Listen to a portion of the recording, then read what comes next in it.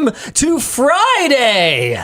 It's Friday, which means it's Friday. It's the WAN. Stop it right now. It's the WAN Show. We've got a great show lined up for you today. There will be no singing of that song, but what there will be is talking about how YouTube has yielded and finally is allowing not just kids, but all users to limit their YouTube shorts to 0 minutes, which is pretty flipping incredible. Another incredible piece of news. I don't know if this really falls in with our positive news WAN show thing that we've got going on for the month of April, but it's certainly hilarious. Struggling shoe retailer Allbirds has made a bizarre pivot from shoes to AI, which has caused their stock to absolutely explode in value. I don't know if that's a good news WAN show topic. It's funny. Fair enough. Good enough. Fair enough. California bill would require long-term support for server-connected games. Cool. That's freaking awesome. At least it seems on the surface. Yeah. Other than that, I don't know. I'm going to go with this one. DaVinci Resolve 21 is now a Lightroom alternative with raw editing, tethering, masking, and more, which is great because it's free. This is so cool. That's great.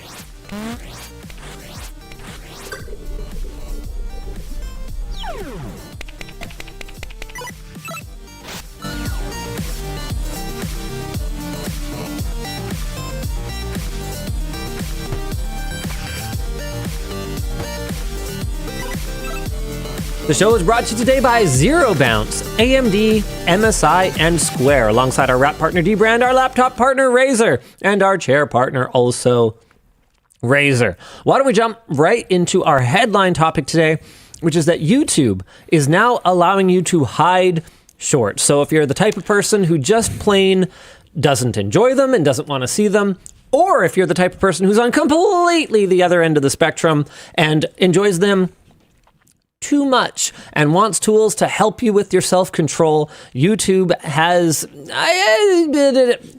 is moving in the right direction. Yeah, because I don't think what they're doing hides shorts. I think saying it hides shorts is actually just incorrect, is it not? So it seems a little complicated. I haven't done it. Depending on the coverage I've seen of it, either it sounds like shorts will still appear within the interface, but they will be treated like regular videos rather than just allowing you to swipe endlessly through them. I have a hard time believing that too. Or it sounds like if you set it to 0 minutes and then actually fully like close the app and reopen it, they should just be gone. Maybe people didn't reload their app. So what I'm thinking is, hey, it. Let's do it live. Yeah. So I like it. Let's pop over onto here. I'm going to fire up my YouTube app. I've got, yep. Okay, cool. I'm on my account with Premium here. So instructions, where do I go? I go into... Show the camera a little bit more. Yeah, well, I'm trying to be careful just in case something incriminating comes up. That makes sense. Linus watches Spider-Man and Elsa content. What does it play? How did you know? Can't show that to the camera. Okay, you might have to actually find instructions because I thought this would be really straightforward. I don't actually see it. I'm gonna purchase as a memberships guy. Oh, time management. There should be a shorts feed limit menu. Okay, I got it. So I'm here in time management, and then all I got to do is go to my daily limits, shorts feed limit, and mine is still 15 minutes. Well, what the crap? Okay, I'm going to close the app. Do you need to update the app maybe? I mean, this wouldn't be the first time that I've run into issues where foldable devices do not necessarily get the best version of the app. Let me get it installed just in case. Daily limits. Nope. All right. Well, good news, everyone. As long as you're not me, then you may have the option to limit your shorts to 0 minutes. Wow. That blows. Okay, how's it going for chat? I'm updating and checking mine. Rocketman619 says, I'm doing it on mine. I don't see the option either. Nullifier says, isn't there on my Graphene Pixel. Crystal's got it, though. Says, okay. Mine is at 0. So How does it behave, though? headline says, not me on latest iOS. I don't have the option. It worked for me, says Blake Mavericks on a Pixel 10 Pro XL. So it looks like it depends. So a lot of people are speculating that this might be a regional update, but I suspect less than being regional, it's probably just a slow rollout, because when you operate at the kind of scale that Google does, You do percentage rollouts. you for sure. do not roll something out to 100% of users all at once, because you never know what something might break, and it's way better to break 3% of your users, then 10% of them, then 20% of them, versus just immediately breaking 100% of them. It gives you a lot more flexibility to stop the slow roll that you're doing versus like trying to take C's back C's, a catastrophic global rollout. So unfortunately, we don't get to try it today unless, of course, Luke's works. Nope. It did not. Nope. Dan? Did you try it? Oh, yeah. Oh, you got your phone right there. Yeah. All right, cool. He's mute today, I suppose. No, it's not working. Dan doesn't talk anymore. All the No, way you know over what? I here. like it better this way. No, forget it. No, I'm good. Oh. No, I'm. Why did you Flag me when it attack doesn't him? know. Yeah, why did you lash out at him? All right, thanks, Dan. I think he's saying he has too many buttons, and he just accidentally pressed the wrong button because he has too many buttons. He has so many things to do. All right. Yeah. Well, either way, I look forward to this being rolled out to me, because I just don't want to see many shorts. And If look, it actually works, I look forward to it as well. while I don't necessarily know how useful this is going to be for people who find themselves quite addicted to doom scrolling and quite addicted to shorts, because I don't know if you've ever set a time limit on an app in your phone, how easy it is It's to too just easy say, to bypass. add That's more why time. I just uninstall them now. I also found that was the only thing that worked for me. It worked for a long time because I just didn't do the bypass. And then I think I was using YouTube for work reasons and bypassed the timer. And then you get the brain worm of like, that was easy. It didn't hurt at all. And then it's like, oh no, they just have to be uninstalled now. You know what was really nice for me?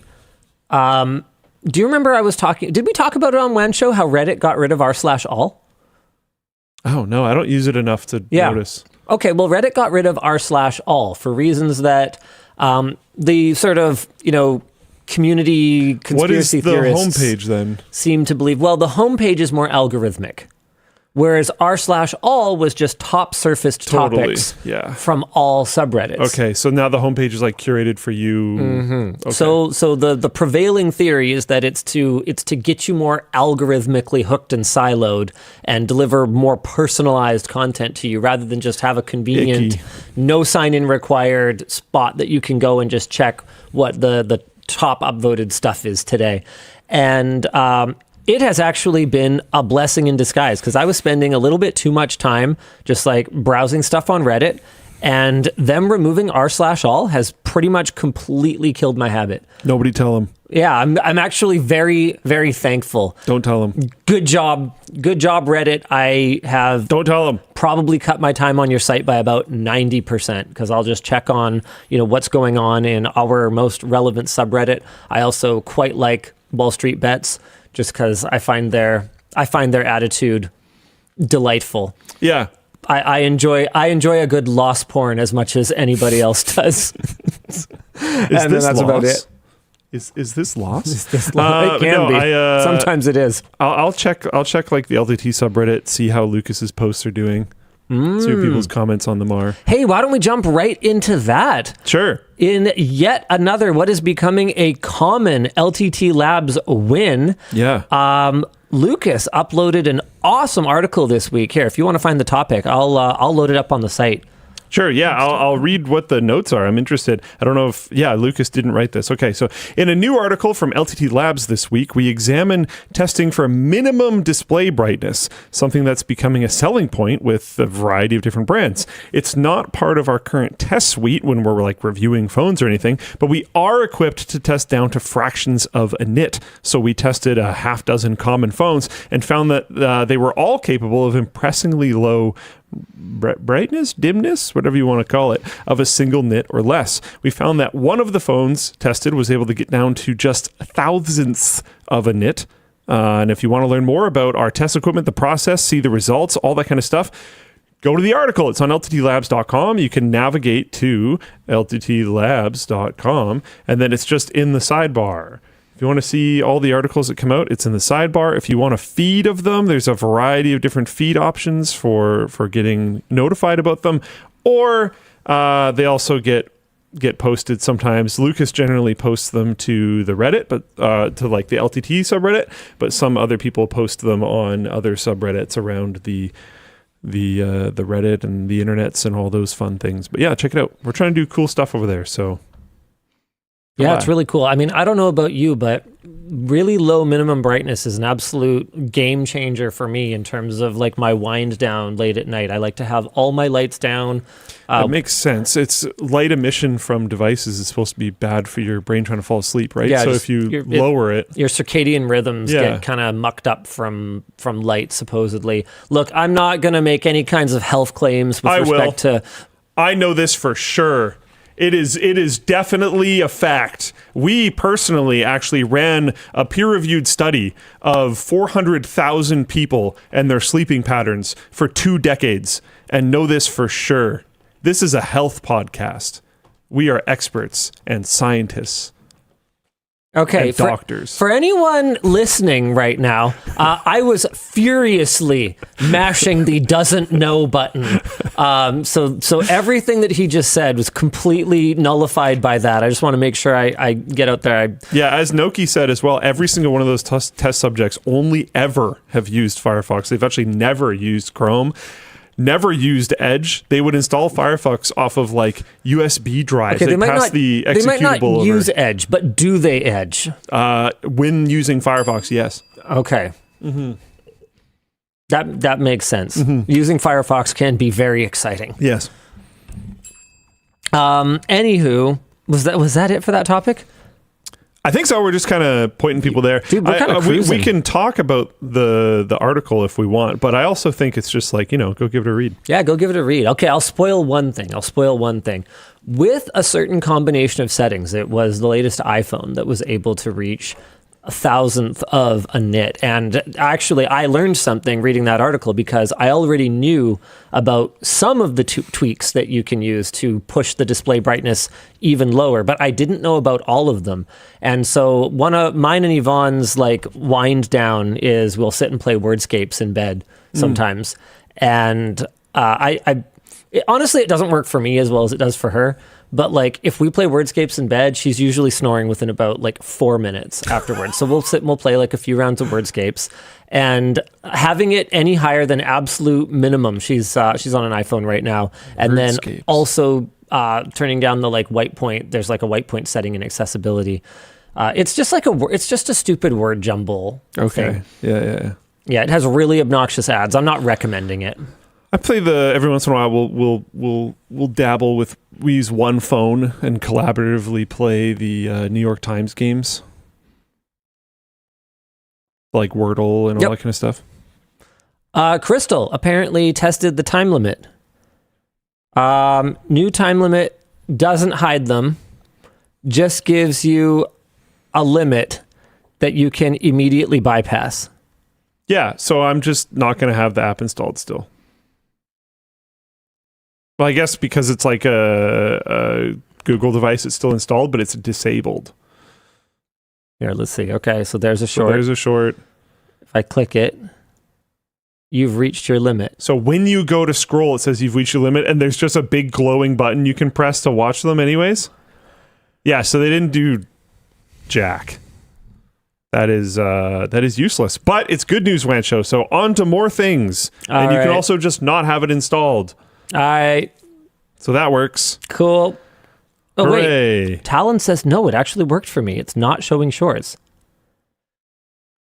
Inconsistent. Okay, Talon. Crystal, can you close the app and restart it? Potentially even restart your entire phone? And yeah, no, hold on. Hunter Doss says my app shows no shorts. Interesting. Because not showing the short would be enough. Yeah, that would be huge. Great. Yeah, That'd if be it's not awesome. like if it's not like just enticing you, you know? Yeah. Okay, Mine shows 0 shorts. There's a number of people saying that it shows 0 shorts. I am choosing to be cautiously optimistic. I like it. Not because I think Google suddenly developed a conscience, but because I think that the recent ruling determining that they had created their apps intentionally in a way that harms the development of minors. We talked about that either 1 or 2 weeks ago, maybe pushing them to swing the pendulum back the other way a little bit in terms of how aggressively attention-sucking their app design is. And, you know, we should be encouraging of anything they do in this direction, yes, no matter what incentivizes them to ultimately move this way. Yeah. If it behaves the way it did in Crystal Screen Capture, then I don't care about it at all. But if it isn't showing shorts, then that's fantastic. And if you like click a link to a short and it opens up in the YouTube chat, in the YouTube app, and then you decide to scroll, I don't know, whatever. If it then warns you like, hey, you're out of time, you set your time limit to 0, and you decide to bypass, at that point in time, you've done so many things to go around the setting. Like, you know, At I a think certain that's point, fine. we have to be accountable for our choices. Yeah, exactly. So like, I don't expect them to go like way above and beyond. But if you say, hey, I don't want shorts, it shouldn't advertise them to you. It should actually stop there. In other good news, It removes it from the main feed, but you can see it in a creator's channel if you go there. I mean, I think that's fair. that's also fine. I think that's fine. Yeah. In other good news, DaVinci Resolve 21 is now a Lightroom alternative. Raw so editing, cool. tethering, masking, and more. Blackmagic Design announced this at NAB 2026, and the biggest surprise is the dedicated photo page that turns Hollywood's go-to color grading suite into a direct Lightroom competitor. The update supports RAW files from Canon, Sony, Nikon, and Fujifilm, and brings Resolve's node-based color tools to still images for the first time. The photo tool includes album management with ratings and filters, AI Magic Mask for one-click subject selection, AI Ultra Sharpen for upscaling, tethered shooting with Sony and Canon cameras, and the ability to import existing Lightroom catalogs. Most of the photo page features are included in the free version. Only AI Magic Mask and Film Look Creator require the $295 one-time studio upgrade. One time, dude. That's so good. One time is no problem. Blackmagic, dude. They don't do everything right. But they're pretty based while they do some things wrong and most things right. And that's okay. And that's okay. And they've been winning with DaVinci for a long time. I've had a number of conversations with people in the video creative space that are talking about how, like, and I think I've talked about this on WAN Show a couple times, but the kids coming out of school are all using DaVinci. Oh, yeah. So, like, the industry's shifting pretty heavily right now. And why shouldn't they? For Get context owned, Adobe. here, Adobe charges $10 a month for Lightroom, which adds up to $120 a year with no end in sight. And that's just Lightroom. And with the way that Adobe's going, no realistic future where that's going to become cheaper rather than more expensive. DaVinci Resolve's free version now covers most of what Lightroom does, and the full studio license is a one-time purchase that never expires. For hybrid photo and video shooters, having everything in one app with matching color tools across stills and footage is a genuine workflow game changer. And I'm almost afraid to say it, but it feels like finally we're getting to the point where maybe Adobe is going to have to start to acknowledge that they have competition. Like, do I go to our production team and basically say, like, okay, hey, are we getting close now? I have asked. It was almost 5 years ago, I think, that I did that video where the thumbnail is like me holding out all the money, and I'm like, I pay $10,000 a month to Adobe. Dude, yeah, if I remember correctly, it's like more than a full-time employee you're paying to Adobe a year. Oh, yeah. Yeah. And it's not like I'm getting a full-time employee's worth of, like, attention from Adobe, that's for sure.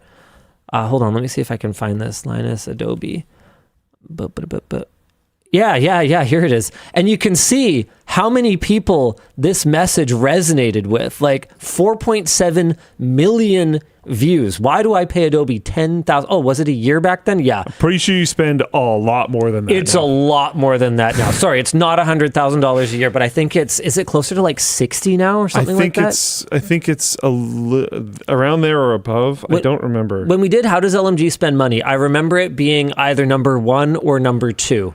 For the software solutions that we pay the most for very right now. highly up there. Yeah, freaking, and that's US dollars if I recall correctly. So it's pretty yucky. The number I've seen might be CAD. Okay, so that would be like a 40% uplift on yours. Yeah. Either way, it's a butt ton. It's crazy. It's a ton that's so big, I don't even know if it would fit in your butt anymore. It's a greater than butt. Depends ton. the denomination, I think. Oh, yeah, right. That would make a big difference. $100 bills would be a much bigger butt ton than fives. Mm-hmm. Anyway, Metric or Imperial asks the chat. Not the point. The point is, I'm always going to root for a disruptor coming in and making life more difficult for a monopoly or a de facto monopoly, especially one that I frankly feel has abused their position. I'm not the only one who feels that way. Adobe recently had to settle that thing around their billing practices. And I still remember how outraged I was when I found out that you can't just, like, they treat it like signing a contract with them, every seat that you add to your organization. Absolutely ludicrous. And I think they might have changed some of those practices now, but not until they were forced to. Yeah, hiding fees, preventing customers from easily canceling software subscriptions. It's like, don't you have enough money? Like, can't you just have the customers who willingly pay you?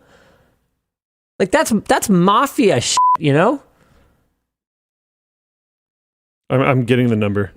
Oh, it doesn't matter that much. It's fine. It's more than 10,000, less than 100,000. I think that's a fine enough sort of nebulous spot to leave it. Sure. All right. We're still moving. What are we doing? That just says headline topic, Dan. We finished the headline topic like 15 minutes ago. He's gonna put up 2 more topics. He's just gonna make us. Yeah. You guys can't see it, but he just put up a sign that just raw says more topics.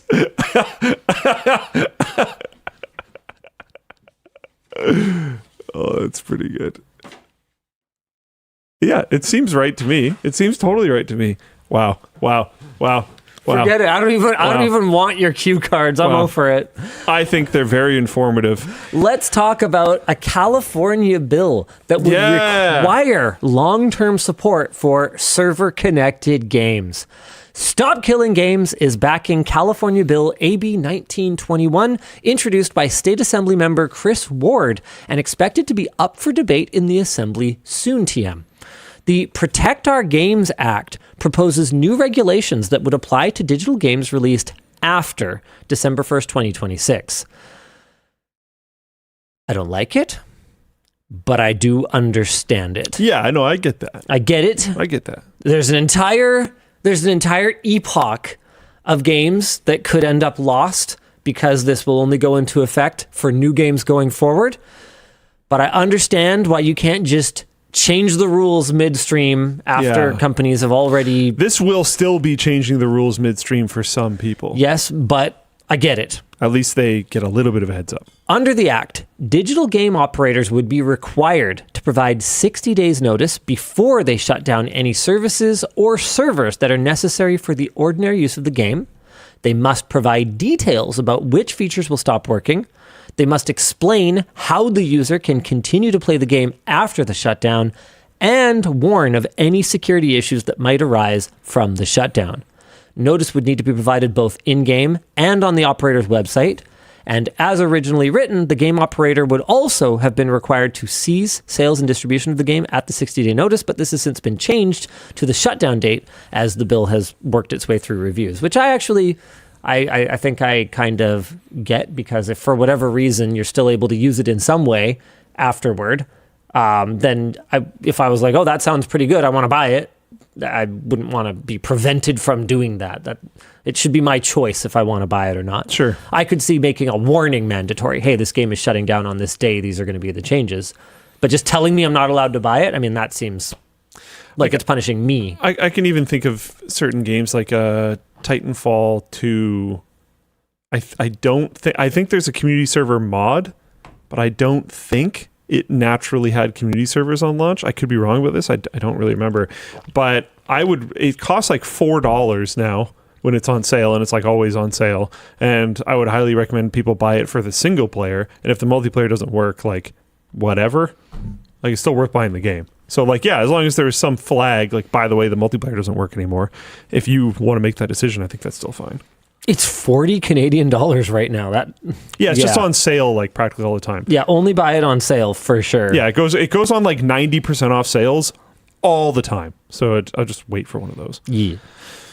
Starting on the shutdown date, the operator would be required to provide purchasers with at least one of a new version of the game that can be used without the operator services. Fantastic. A patch for the existing version of the game that works without the operator services. Fantastic. Based. A full refund of the purchase price. That also works. I don't prefer that one, but it works. What this does is it gives companies an out if they're in an absolutely desperate situation. Can't do the previous two for some weird legal reason or whatever else. Or for cost reasons. Sometimes that might not be practical. What was that Sony game? Concord? Or was that the one? I mean, that's one of the games of all time. The enormous game that they had that they shut down after like a couple of weeks. That's one of them. I feel like they did it to more than one, but that is one of them. Yeah, so like for a game like that where the entire problem with the game is that they've poured all this money into it and then practically no one bought it, it may actually make more sense. Because practically no one bought it. For them to just issue like a few tens of thousands of dollars of refunds or even a few $100,000 worth of refunds and basically just go, okay, forget it. We put this in the dustbin of history. But in that case, we're talking about a game where there's not going to be nearly the same degree of like loss of shared experience and loss of gaming history necessarily compared to something that people played for many, many, many years and then just, is turned off and can no longer be accessed. Yeah, because there is still loss, but not the same scale, I guess. It's scale of loss. Importance. Importance. Yeah. And so having that pull cord that they can basically just go, okay, for whatever reason, we cannot do this.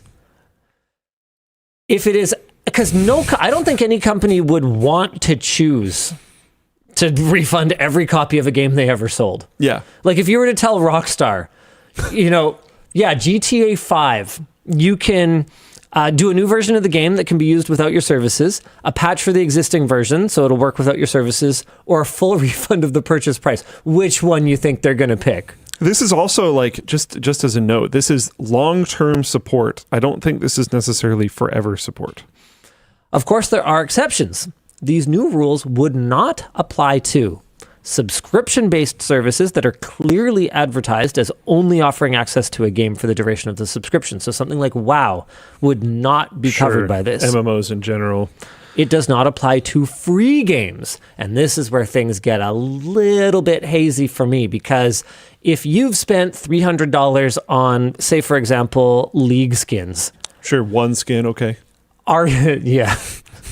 Is that a free game? Yeah, exactly.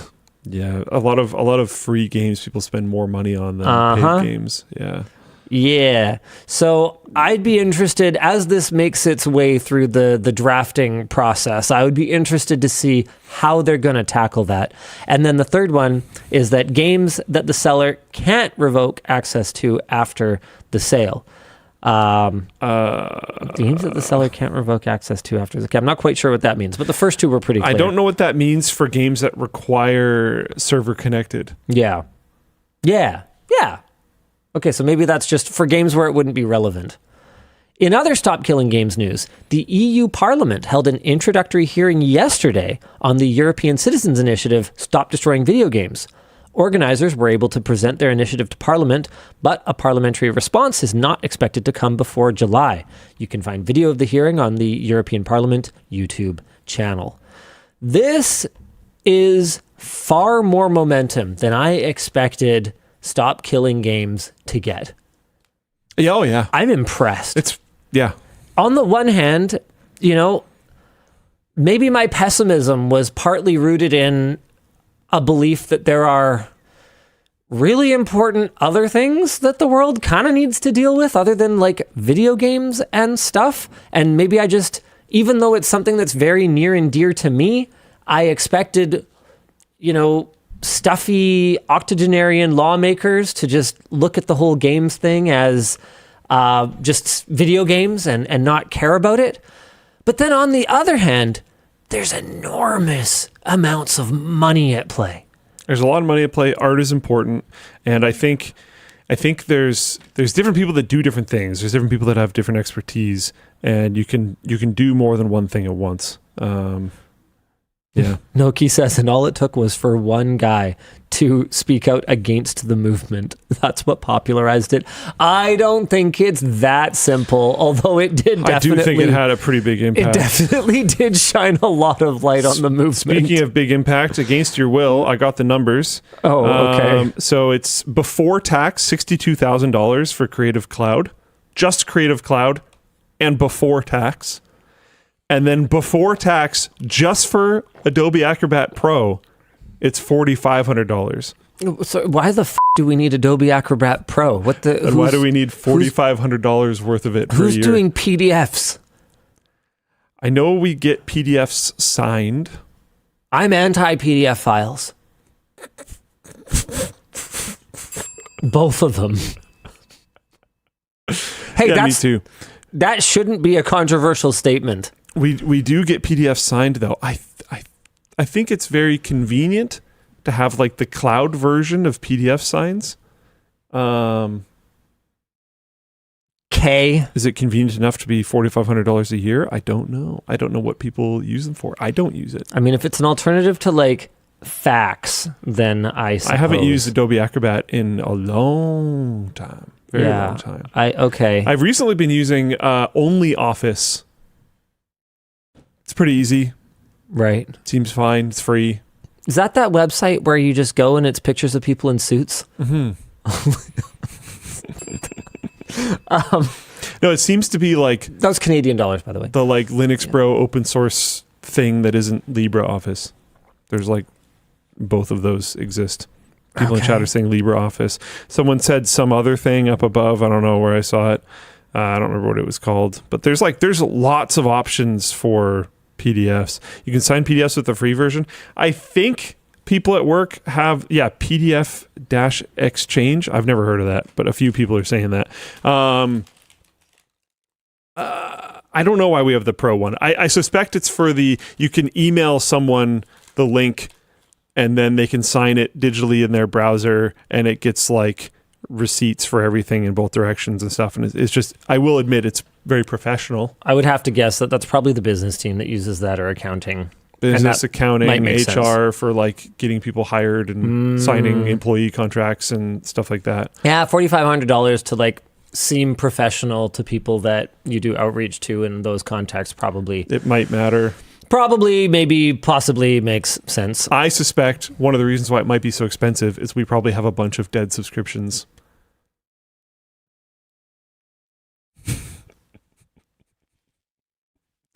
Because they do the seat thing, right? It's supposed to be Good News WAN Show. You're not allowed to talk about that. Well, the good news could be that we might get away from that.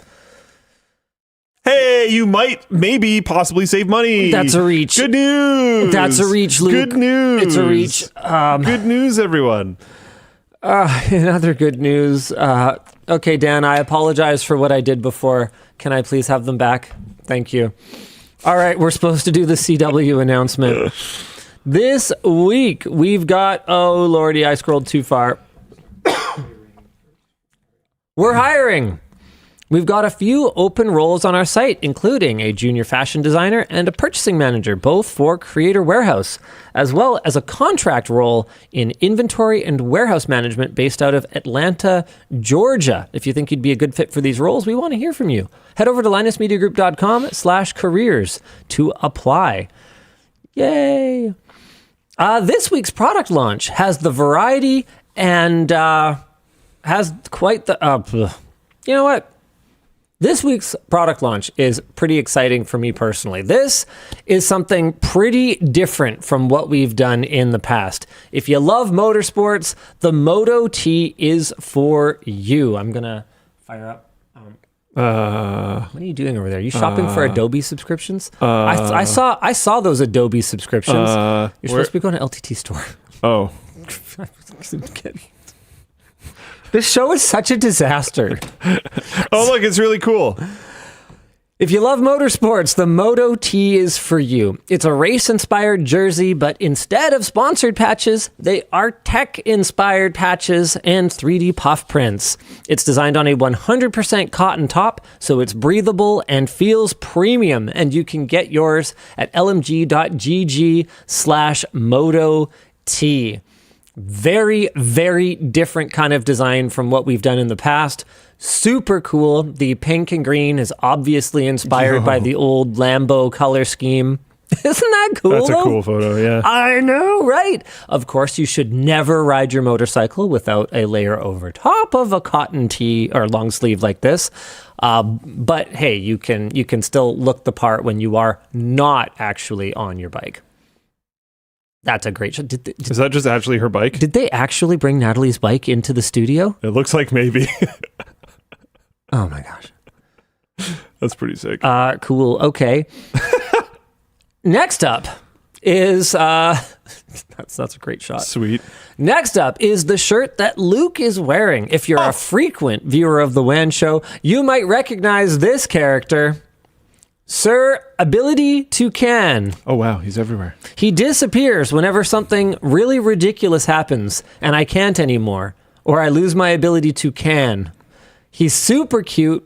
It's bleach printed, so it has kind of this vintage washed look and is very crack resistant, and you can get yours at lmg.gg/Ability Toucan. Do you want to show the back of it? Luke's actually wearing this shirt right now.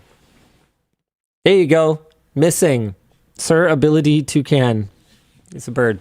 Don't worry about it. It's more of just like a WAN Show inside joke, but it's also kind of a cute, fun shirt design. Pay Linus for making puns? Pretty much. I mean, yeah. I mean, it wouldn't be the first time. Last but not least, for those who just want something basic, we have our blank baseball cap. It's the same design as our LTT hat. It's adjustable, doesn't have the top smarty or button, whatever you want to call it. He's gonna bring it up. He's working on it. There we go. No. Is it missing? lmg.gg/blank cap. Oh, there we go. It's adjustable and it's in medium and large sizes. It doesn't have the top smarty, so if you ever bump it on anything, you won't have that to deal with. It's really comfortable and is now available in black and kangaroo. You can shop now at lmg.gg/blank cap. And this is one of yet another products that is coming into the LTT store with Creator Warehouse branding that could ultimately, hey, if you're another creator out there and you're looking for branded apparel opportunities, be rebranded to something else. Ooh, interesting. Ooh, wow. Anywho, if you're looking for a good reason to send in an order to LTT Store, as always, the best way to do so is to when we're live. Oh man, my brain is so fried today. When we're live, go to the store, go to a product, find the one you want, click add to cart, then this little thing will show up. This is the easiest way to do it, but you could also just click on this. And then this box will be here, probably looking like that. And you can click this little checkbox and be like, oh, I want to say something. And you can make your name anonymous or not. And then you can be like, whoa, car shirt, cool, thanks, man, smiley face, and then change your color because you feel like doing that. Opt in for email communications because you're like, by the way, where my order screwdriver no show up, please help. Thanks. And then the customer support people can message you because you did this thing. And then you check out, and then it shows up on the stream. Thanks. All right, it goes to producer Dan, who will either show it up on the stream or reply to it, or he will curate it for me and Luke to respond to. We feel this is way better than just people throwing their money at their screen and then hoping something good will happen. We like you to get high-quality merchandise in the mail instead, or in addition to. Dan, do you want to show them what a curated checkout message looks like? Did I call it a merch message? Yeah, I know you're not saying anything because you're in the same room as me, Dan. Am I allowed to say things yet? Yes, of course. Fine. I'm kidding. Hey, LLD, but mostly Luke. Everyone else can answer, I guess. What is your favorite version of boy kibble? Simple carb plus high protein, other than just chicken and rice. Oh, well. Fine. It's already Actual kibble.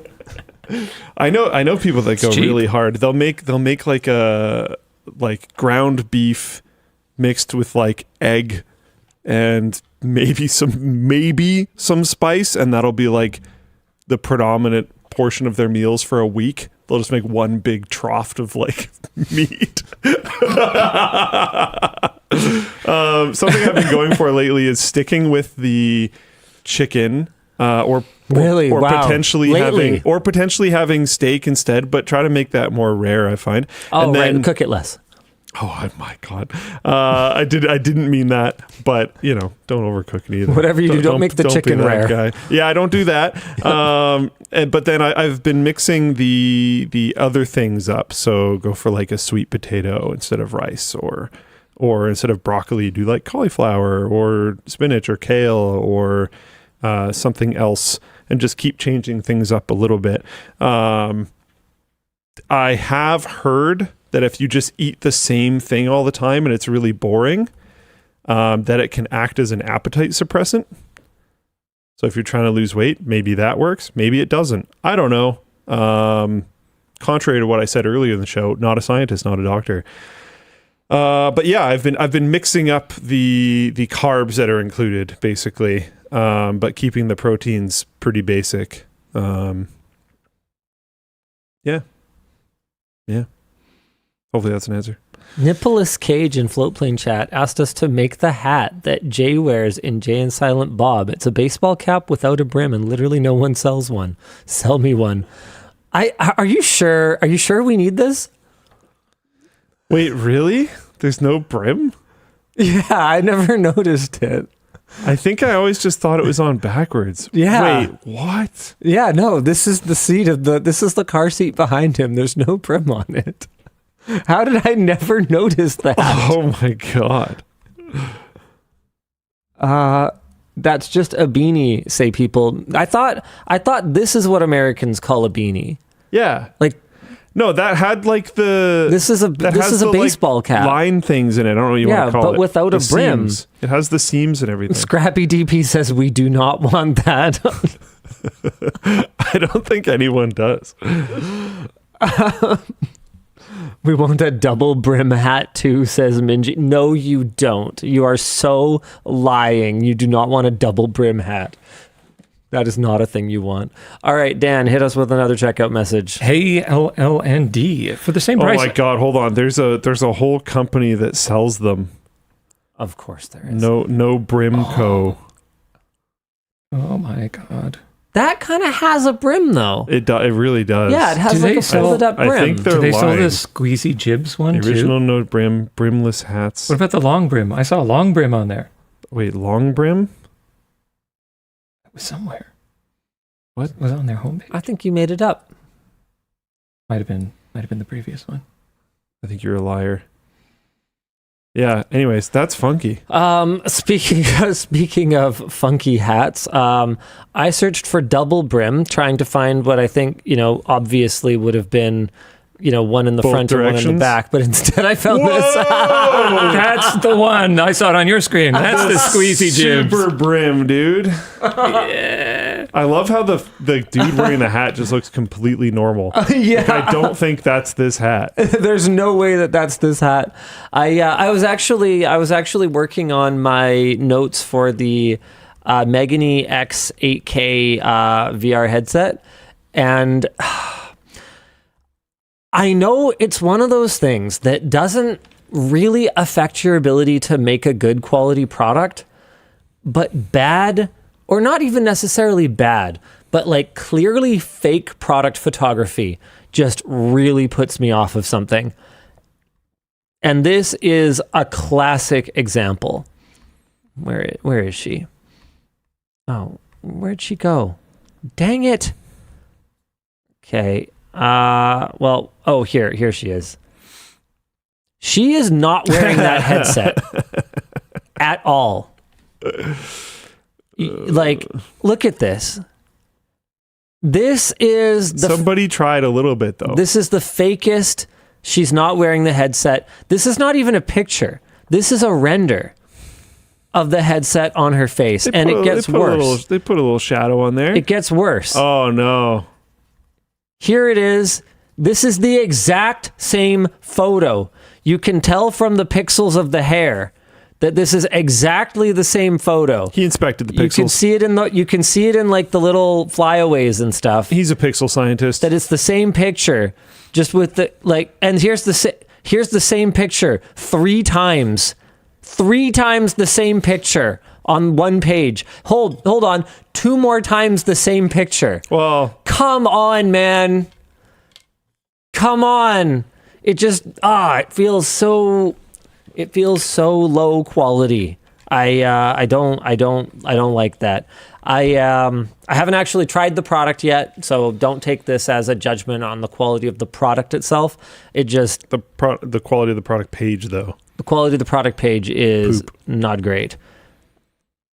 Anyway, in other news, I had to go to AliExpress, but I did find a double-brimmed hat, and it is exactly as amazing as I hoped. Yo, Inspector Linus. Should we do one of these? Inspector Linus. You could wear that in your next secret shopper or something. Yeah, for sure. Yeah.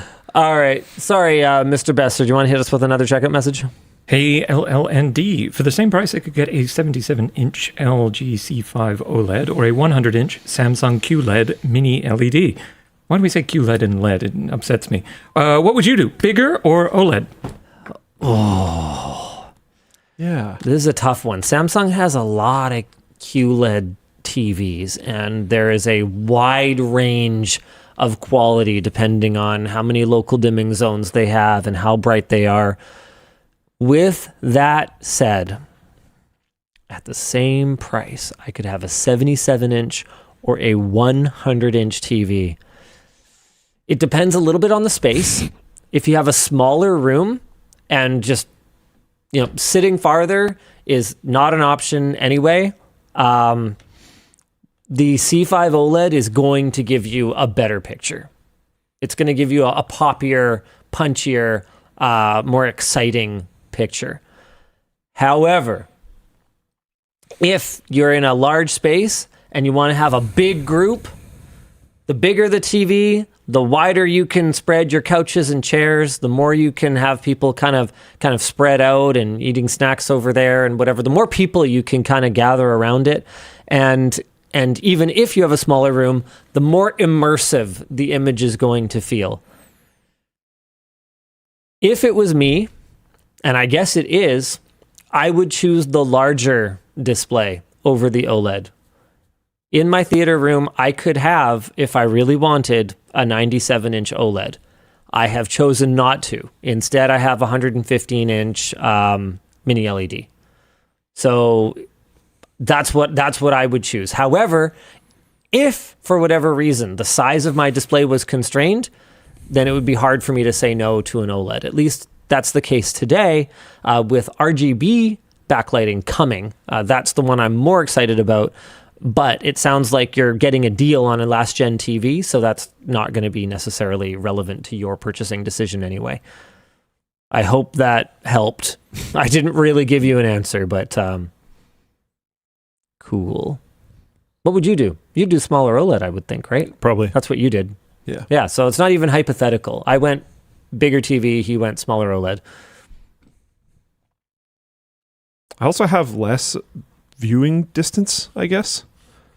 Like it's one of those shotgun apartment hallway room things, and you just have standard couch position, standard TV position.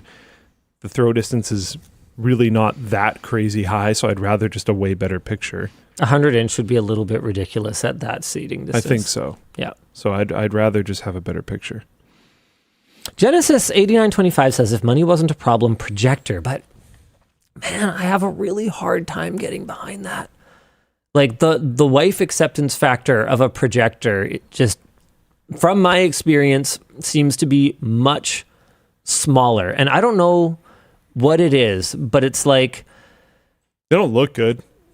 yeah, I mean, they can, but there's so many other things you have to align that the wife acceptance factor starts to decay. Yeah. And then the second someone gets up to go get popcorn in the middle of the thing and they interrupt the image, or you have to tell your young kids, hey, that's a laser projector, don't look into the lens. And, you know, there's like eye safety concerns, and then you accidentally leave a door open, and so there's like a weird kind of like bright spot across half of it where the shadow of the couch covers it. Like, it's just, it's not as friendly. And there's something just kind of intuitive about the TV being the thing you like press a button on in an emergency if you forget, versus like going to the back of the room and like pressing a thing on the ceiling if the remote has the batteries dead or whatever. Like, there's just so many little things about a projector that are more, you know, bearded dude and less family friendly. No offense, Dan. I painted my wall. Just the entire wall is gray. You've seen it. Yeah. There's no white factor there. Wow. You also can't go anywhere near it or put anything in front of it or touch it ever, or it's ruined. Yeah. Get a TV. Yeah. That's what I'm talking about. Get an OLED. She'll like the colors. Yeah. Yeah, she probably won't care. Put she a likes the potted plant colors. in front of it. Okay. All right. She likes the colors. Okay. Mine doesn't care. It's whatever is in the most. I know exactly where he's going. She will be in the family room where there is an OLED TV. And she'll be like doing yoga on a mat or something. And she will be watching on her phone.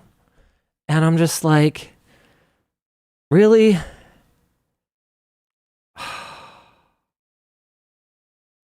Oh.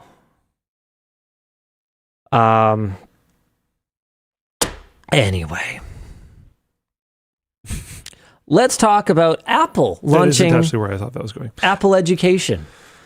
After giving up significant education sector ground in recent years, decades, says our notes, Apple appears to be making a new push to engage potential users as early as possible with Apple Education. A redesigned landing page highlights the benefits of various Apple hardware and software for lifelong learning, starting with low-cost iPads and MacBook Neos and Airs for the K-12 crowd, and then moves up through the product line for college and postgraduate studies with all the essential productivity and specialty apps for your field.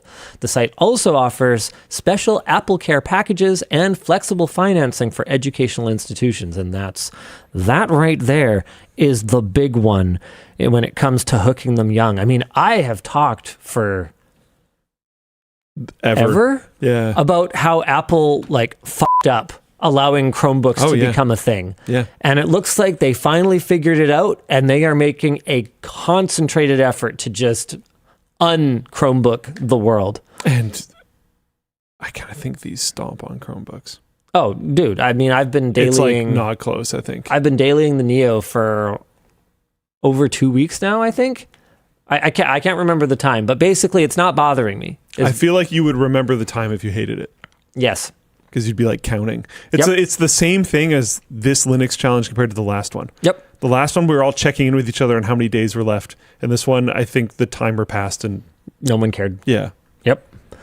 Apple also, unlike Google with their Chromebooks, seems well positioned to keep users in their ecosystem after school is out with a redesigned Apple Business landing page that launched about a month ago. So our discussion question here is, did Apple make the right call in seemingly abandoning the education market after the eMac? And I mean, I think I've made my position on this very clear over the years. No, absolutely not. That was entirely the wrong call. Apple went from being the only computers in one of the like elementary schools that I attended to be basically becoming utterly irrelevant in schools in a span of like what?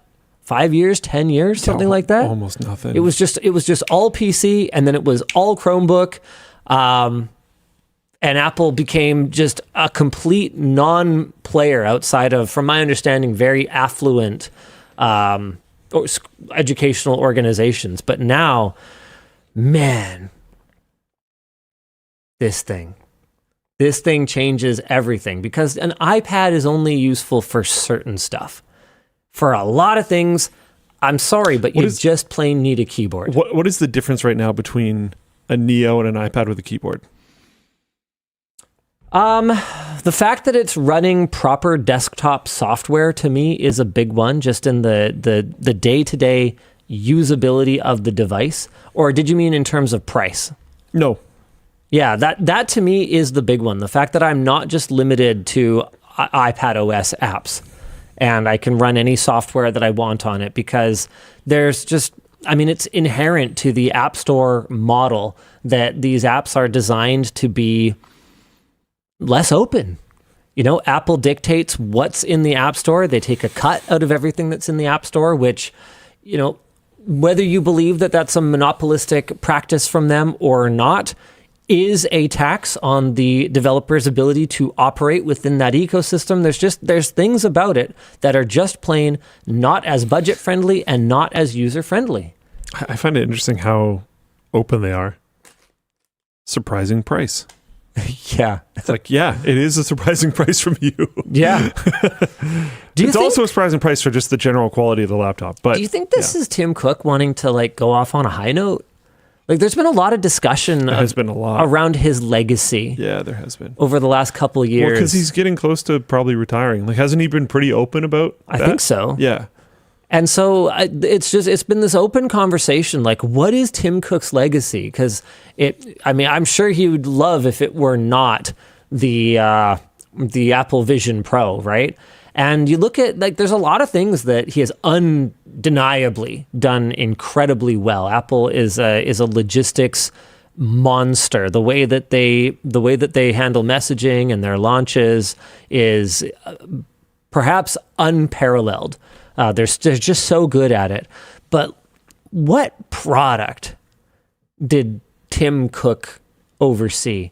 Because even AirPods was before his time, was it not? Was it? Actually, maybe not. I think EarPods might have been before his time, but I don't think AirPods were. What? No, I think you might be right. Who was in charge of Tim Cook? No, Yeah. Tim Cook was. AirPods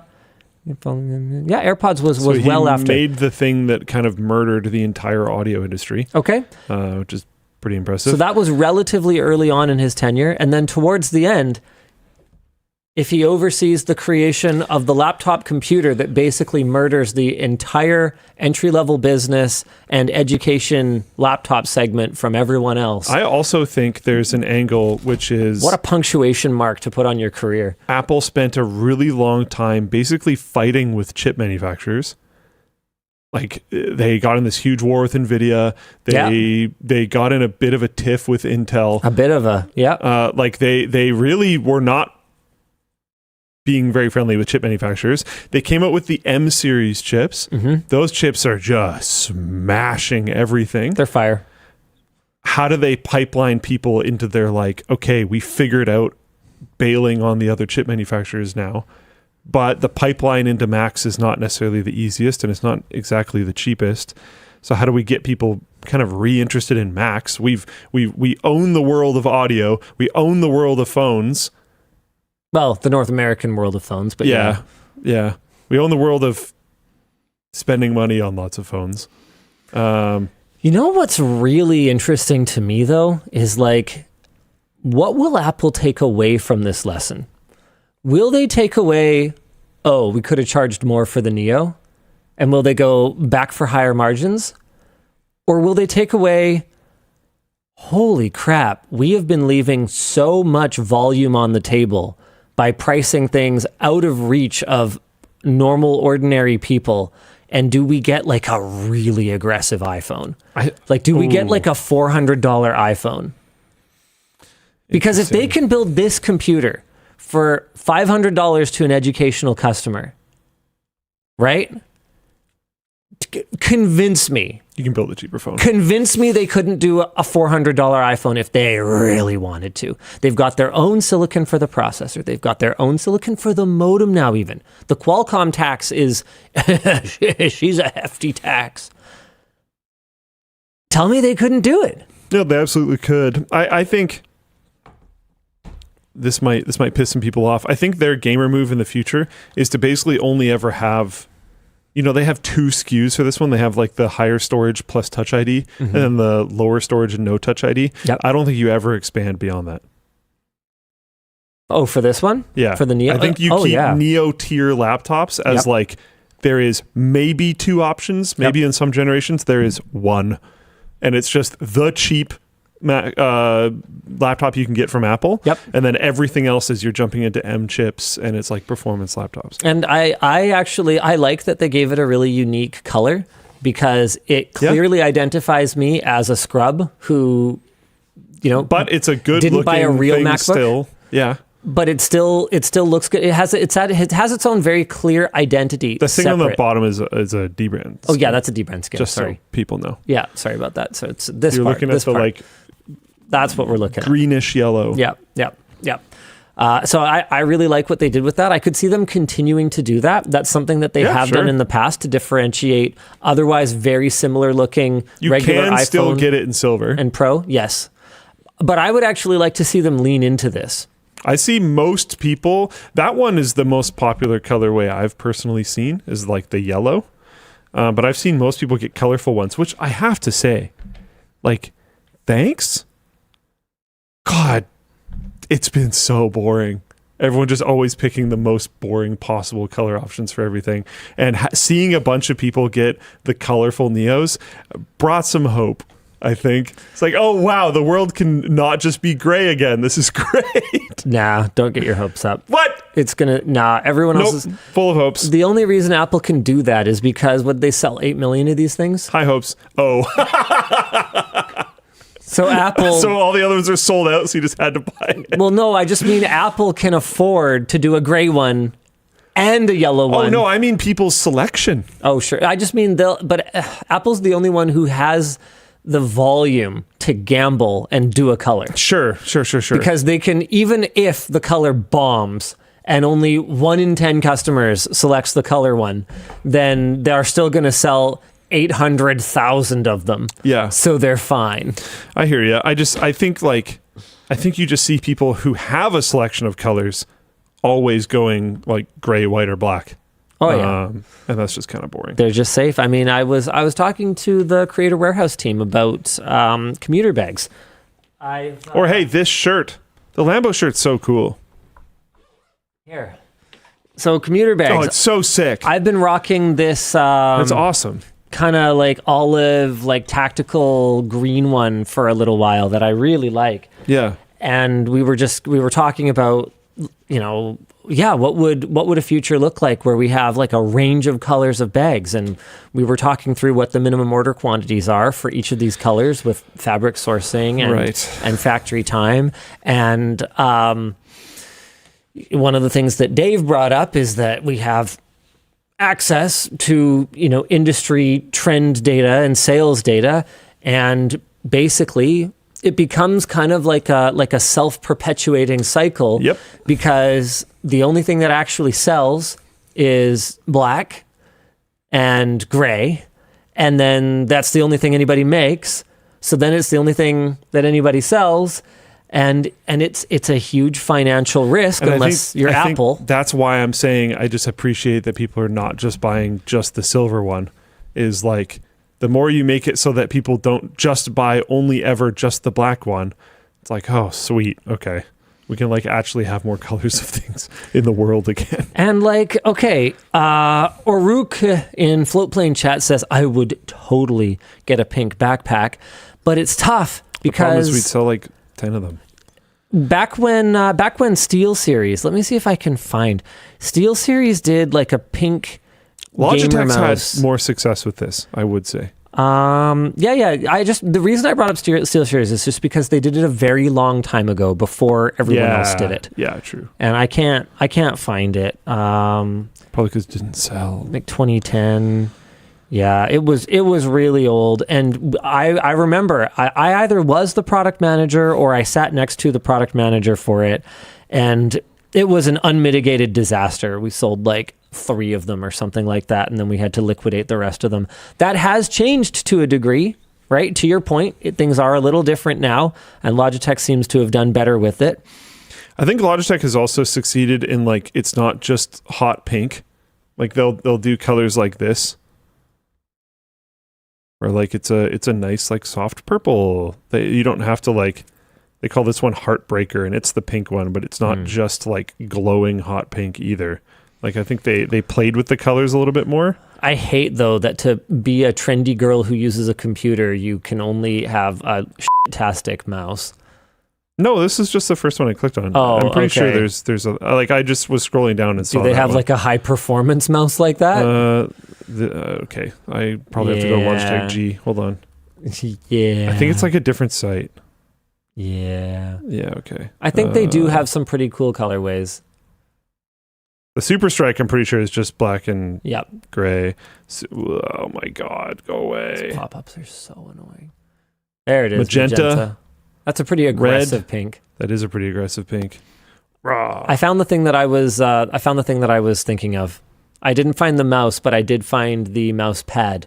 So SteelSeries had their Iron Lady brand, which was That's pretty rough. pretty cringe. That is pretty rough. It was pretty cringe.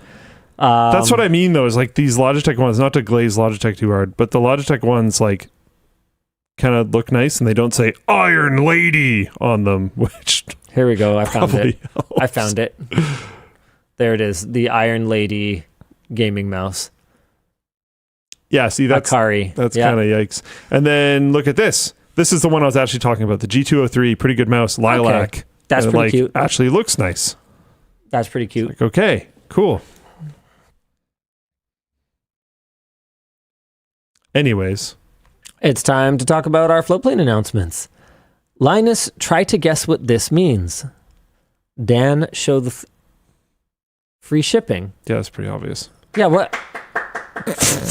Why? Don't applaud me for being not a. Good job, Linus! Okay. Way to go! He did it. He's our good boy. For next week, oh man, okay. How ridiculous is it that like a few months ago, I was talking to the Creator Warehouse team and we were discussing like our sale calendar for the year.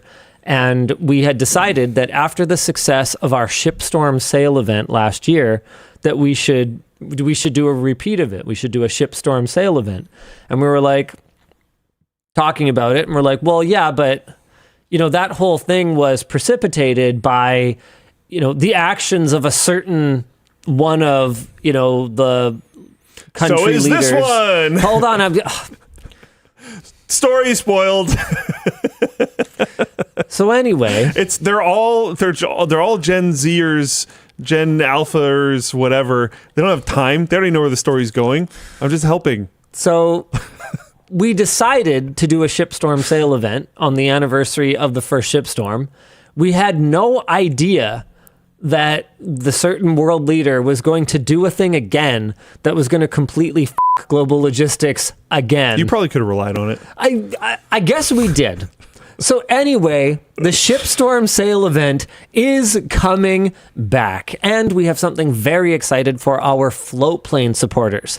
Everyone on Floatplane will be getting their usual 24-hour early access to the event, and additionally, LTT Supporter Plus tier subs will have a $50 lower threshold to get free shipping for their entire order worldwide. Nice. So that's $13 to save, not spending $50 more, but still qualifying for free shipping. That's awesome. But that's not all. LTT Supporter Plus tier subscribers on Floatplane will continue to have free shipping on LTTStore if the minimum spend threshold is met, even after Shipstorm is over. I'm going to say for some time. I am not locking into that forever. I don't know who wrote this thing in my notes, but I'm putting an asterisk here for some period of time, TBD. Luke, how are we making money off this? I don't know. I warned that it might be a problem. Okay, cool. Anyway, when we announced our price increase earlier this year, we said we'd make an effort to add benefits to our Floatplane subscribers, so we're looking to deliver, pun intended, and I guess this is part of it. So if you're a frequent shopper on LTTStore.com, this could be worth considering, and you get to watch some amazing Floatplane exclusive videos, like Cutting Room Floor, like the heavily divided $20,000 PC extras, and also sometimes early releases. So I'm just going to go ahead and launch a couple of videos. Hey, guess what? Do you know about this? Nearly 700 exclusives, by the way. Do I know about this? No, I don't. We were sponsored by Red Bull. Sick. Sort of. Someone else was sponsored by Red Bull, and Red Bull had us build computers for them. Also sick. Yeah, right? So that's going live. Red Bull does cool stuff. Yeah. And then we've also got another video that's going live right. Oh boy. This one is going to be a little controversial, probably. And you can watch it early on Floatplane. It's going to be What is it? the highest PC build ever. Okay, so wait, what? Why? Because it's going to be at 40,000 feet. No, I get it, but why is it controversial? Well, seriously? Have you not been following He's smoking drugs. the community drama over the last couple of weeks? Oh, because it's in your plane? Because it's in Linus Media Group Incorporated's plane, yes. Who owns that company? Me. So it's in your plane? Well, it's... Okay, you know better than that. I can only use it for work unless it's a taxable benefit, et cetera, et cetera. But yes, Elijah came with me on the data center tour to Equinix in Virginia. And this is a small spoiler. He forgot the case. He left the case on the ground. That's pretty funny.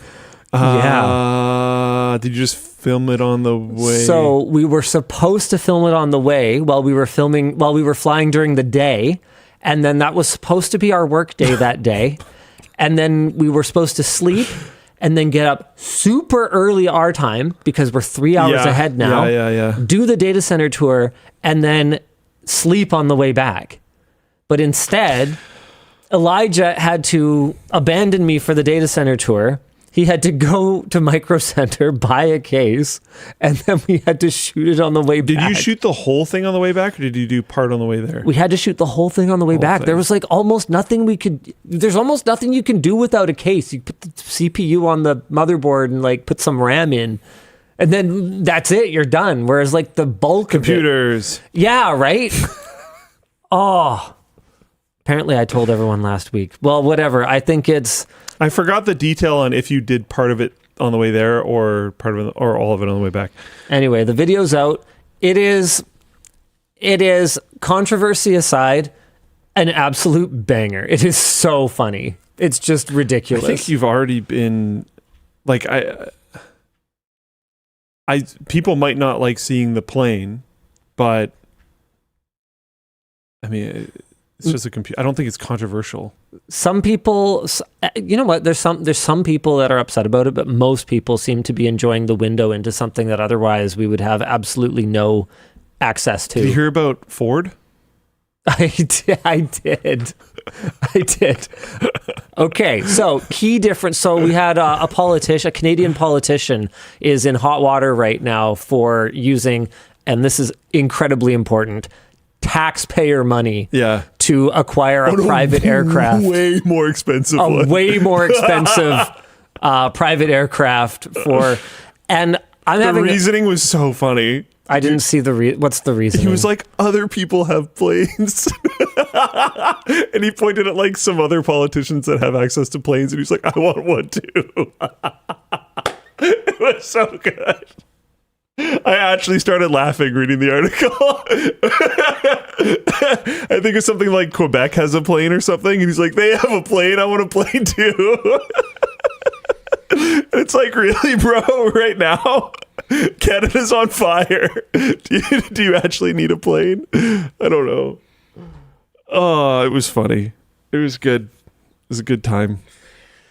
And I can say with 100% certainty that he could have done it on a tighter budget than that.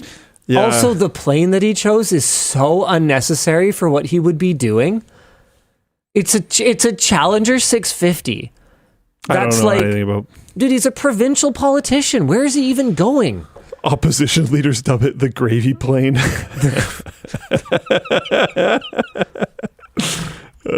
Hold on, Challenger 650 range. This is hilarious. So the Challenger 650. Hold on, where's Guardian Jet? Here we go. CL 650. No, I don't want the brochure. Online tools, range rings. Here we go.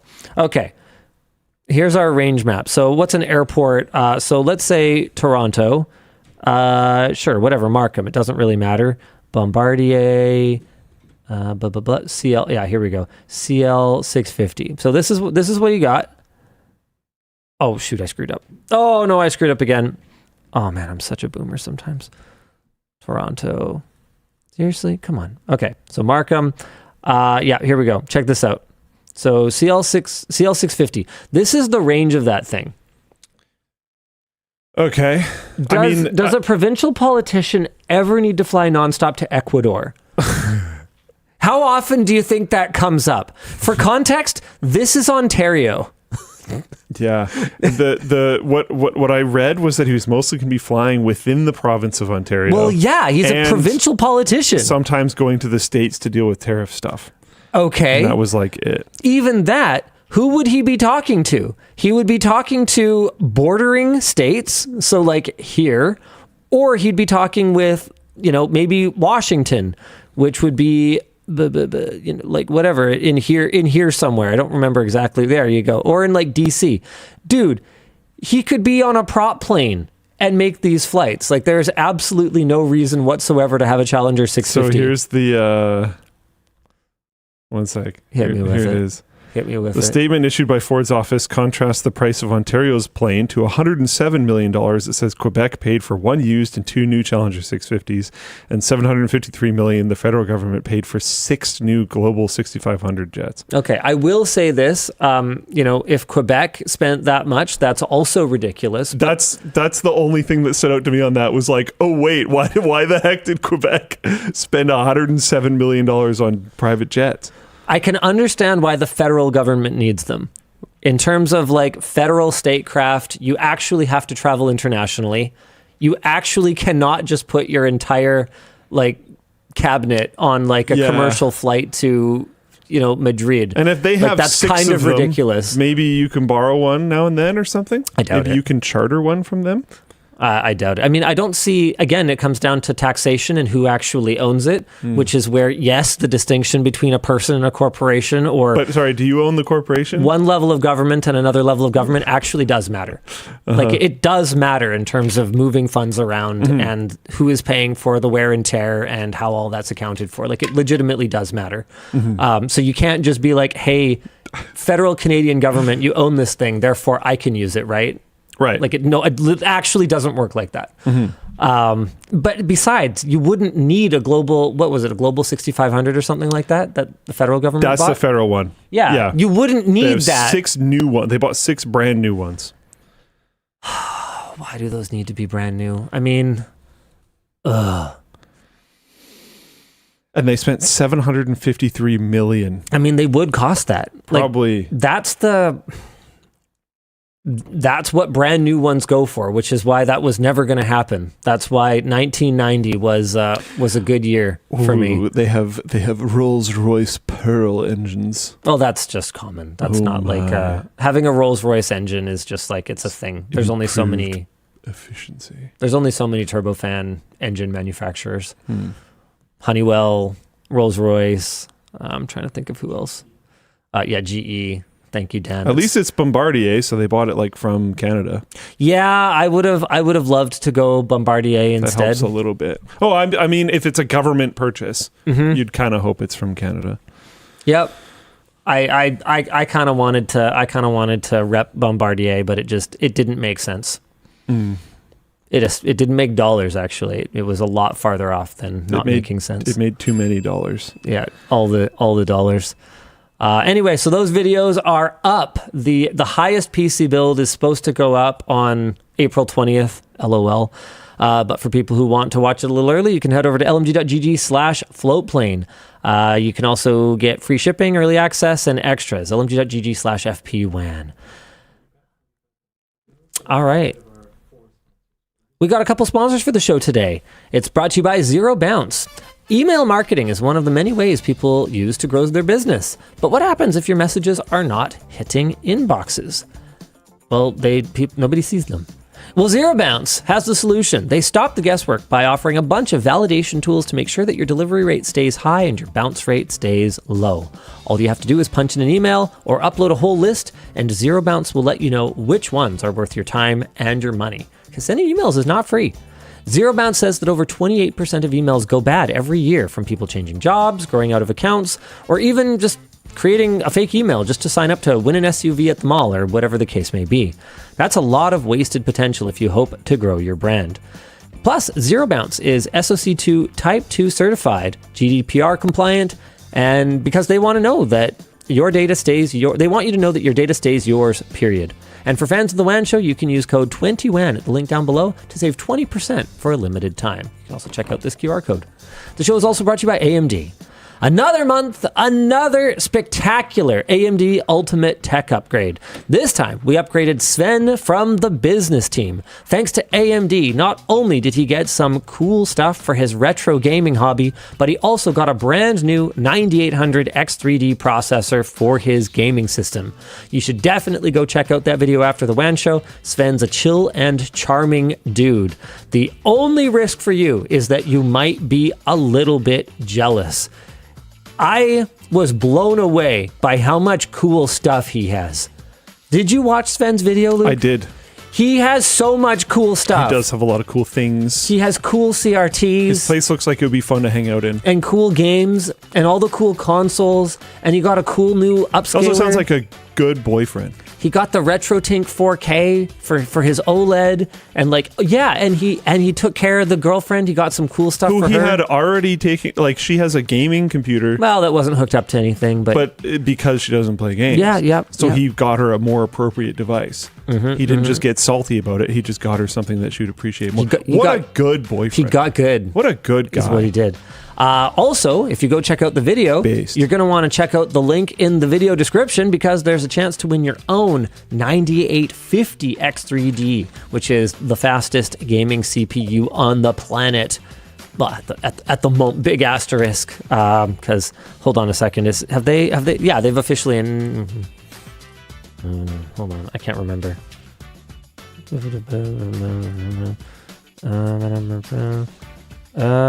Because there could be rumored to be something else coming at some point. Anyway, the point is, as usual, AMD has a little bonus question for us. Luke, when it comes to your setup, do you prefer running everything on one powerful do-it-all machine, or do you like to split things up with dedicated systems for gaming, content creation, server stuff, home lab? I like just running everything on one. But it's not really the answer. And as I progress forward, I'm going to be splintering into multiple devices. I see within a year probably having at least 3. At least 2. Definitely at least 2 systems.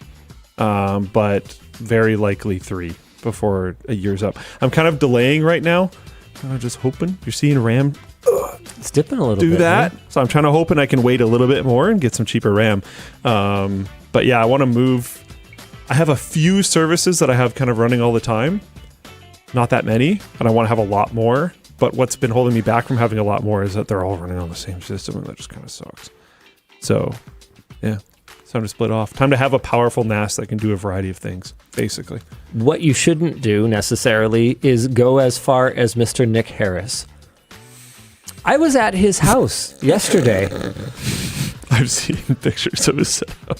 Nick runs software development for the lab. He also just is a sort of general manager of things for the lab. He has some people who report to him. He also oversees mark bench, like benchmarking. He also just sort of bench. He also just I know it's got a new name now, but I still call it mark bench. Deal with it. He also just kind of like is a voice of reason. You know, when you have a group and you need to have a conversation, he's just kind of he's a presence is, I think, the best way that I could describe him, because, you know, having him around is a gift. So the point is, I was at his house yesterday, though. I cannot emphasize this enough, I had difficulty navigating his spaces due to the unprecedented level that I had heretofore never seen before of tech clutter. In the intro, I talk about, the line is, how do you upgrade the setup of someone who has not one, not two, not three, not four, not five, not six, but 7 computers? And the worst part of it is that after we did the intro, when I was doing the part where I like poke around in people's living spaces and we kind of get to know them a little bit, I found more computers. Were they all running? No, the one I found was apparently a dedicated machine to run his bass pedal. He literally had a dedicated machine for pretty much every function. Whoa. Was his story. And then I found out that actually one of them's a Proxmox box, and he does have virtualization running. So he's got like more than 10 dedicated computer functions in this place. I just can't fathom it. But hey, that's the kind of person that you want, you know, in your testing lab. Someone who enjoys the pain of tinkering and troubleshooting and experimenting. When we were going through the interview process, in one of our video interviews, I kind of talked about, like, you know, this was a long time ago, but I talked about the idea of this benchmarking software that we would have. Yeah, Markbench. Well, at the time, I don't think it had a cool name and much of an idea, really. Labs but we talked about like the concept. We kind of bounced ideas back and forth on the concept. The next video call that we had, he had built like a prototype of it. And I was like, all right, there's the job, basically. Dude's based. That's the GG right there. Not that we're saying that you should do unsolicited and unpaid work for a job you're applying for. That's not advice. However, it certainly got our attention. Yeah. I'll say that much. It showed like passion and interest in the subject, which I cared about a lot. No, we'll do that later. Nvidia's mythical N1 SoC has surfaced on a real motherboard, and it's packing 128 gigs of LPDDR5X. Nvidia's long-rumored N1 SoC has shown up on a real motherboard for the first time, spotted on the Chinese resale platform Goofish before the listing was taken down. The board appeared to be a laptop engineering sample described as an Nvidia N1 AI book, and was packed with 8 SK Hynix LPDDR5X memory chips totaling 128 gigabytes, running at 8533 mega transfers per second. The N1 is supposed to share its silicon with the GB10 superchip that powers NVIDIA's DGX Spark workstation, and reportedly packs a 20-core ARM CPU designed with MediaTek alongside a Blackwell architecture GPU with up to 6144 CUDA cores, which would put it roughly in RTX 5070 territory.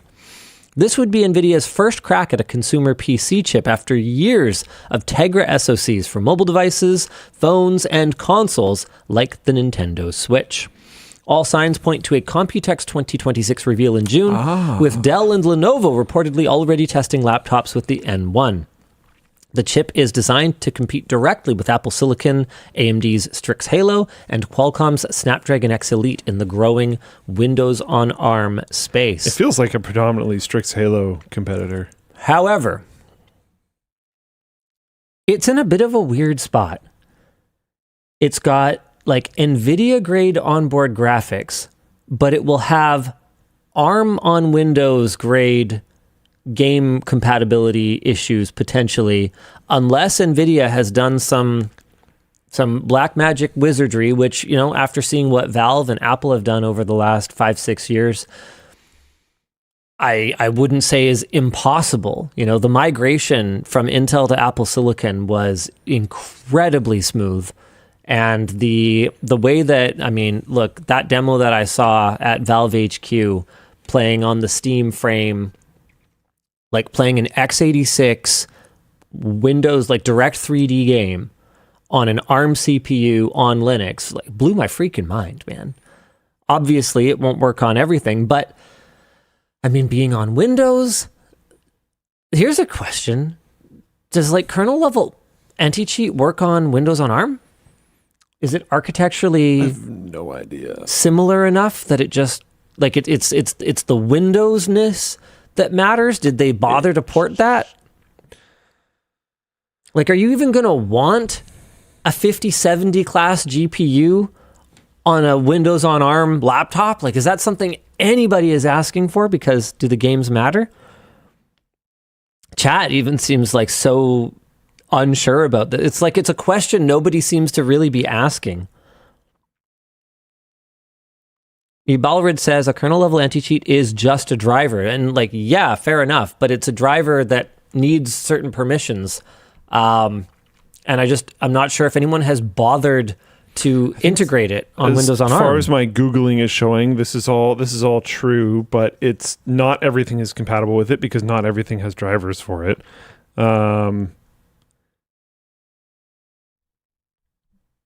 Yeah. Okay. Well, anyway, good luck with this, NVIDIA. In other NVIDIA news... Apparently EA is expanding anti-cheat to ARM64. Okay. So, like, some companies are working on it? Maybe this is part of NVIDIA laying the groundwork for exactly this. If they're starting to do stuff like that, that might also help the Linux crowd. But I kind of doubt it.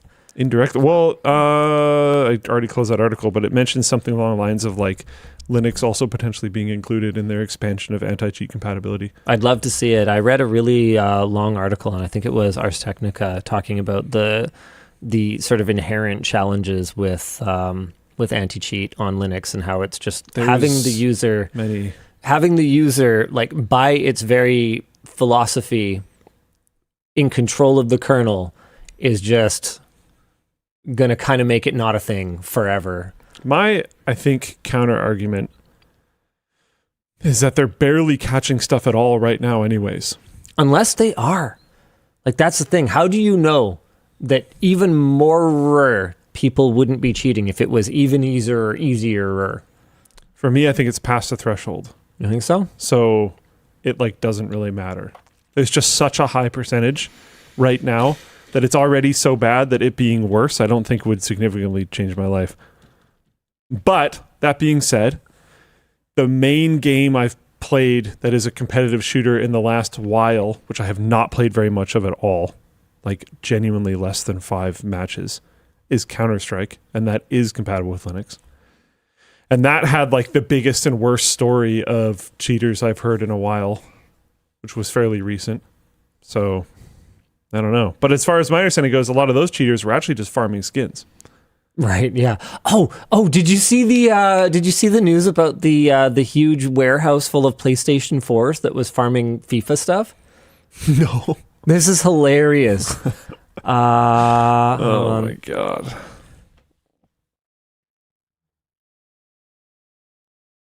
Ukraine warehouse packed with thousands of PS4s was actually a FIFA Ultimate Team bot farm. What? Yeah. I don't quite know how FIFA Ultimate Team works. Understand this 3,800 PS4s, but this is so funny to me. To play with all those fans. Look at the fans in the windows. You got to cool the PS4s, man. Would all of those need whatever PlayStation Online subscription is? Would they all need those? I guess so. Ultimate Team cards, card farming operation something FIFA Ultimate Cards. This is so funny. So if lucky, purchased cards contain one of the rare cards which can be sold at a huge profit. With so many consoles set up to automatically play the game, there's a good chance a few rare cards will be discovered. This is like, man, imagine the investor pitch. It's like, okay, bro, I have a foolproof plan. To make lots of money. As long as they don't patch it. All I need is a small loan of 3,800 PlayStations. Like, what are you talking about? Oh, man. Like, the kind of money that's involved in the startup of something like this.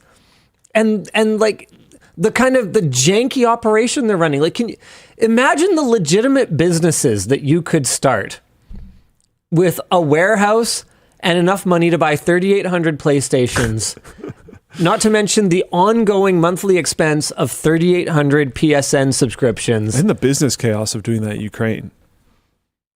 Just to also put that out there. You could just do something else. Just an idea. I don't know. It seems crazy, but you could just do anything else. It's pretty wild. Like, hey, you could put your effort into shocking the Linux community with a game-changing VRAM hack for 8 gig GPUs. This is pretty cool. Natalie Vaughn, a contractor on Valve's Linux graphics driver team, has developed kernel patches that fix how Linux handles VRAM on 8 gig GPUs. Previously, when VRAM filled up, the Linux kernel didn't know to prioritize the game you're actually playing, so it might accidentally evict game data to slower system RAM to make room for a background browser tab, which could cause stutters and frame drops. Vox Fix tells the OS that the game is in the foreground, and that should get first dibs on VRAM. If memory fills up, then background tasks are the ones forced into system RAM instead. In her Cyberpunk 2077 tests on an 8 gig GPU, the game's VRAM usage climbed from about 6 gigs to nearly 7.4 gigs, while spillover to system memory dropped by 53%.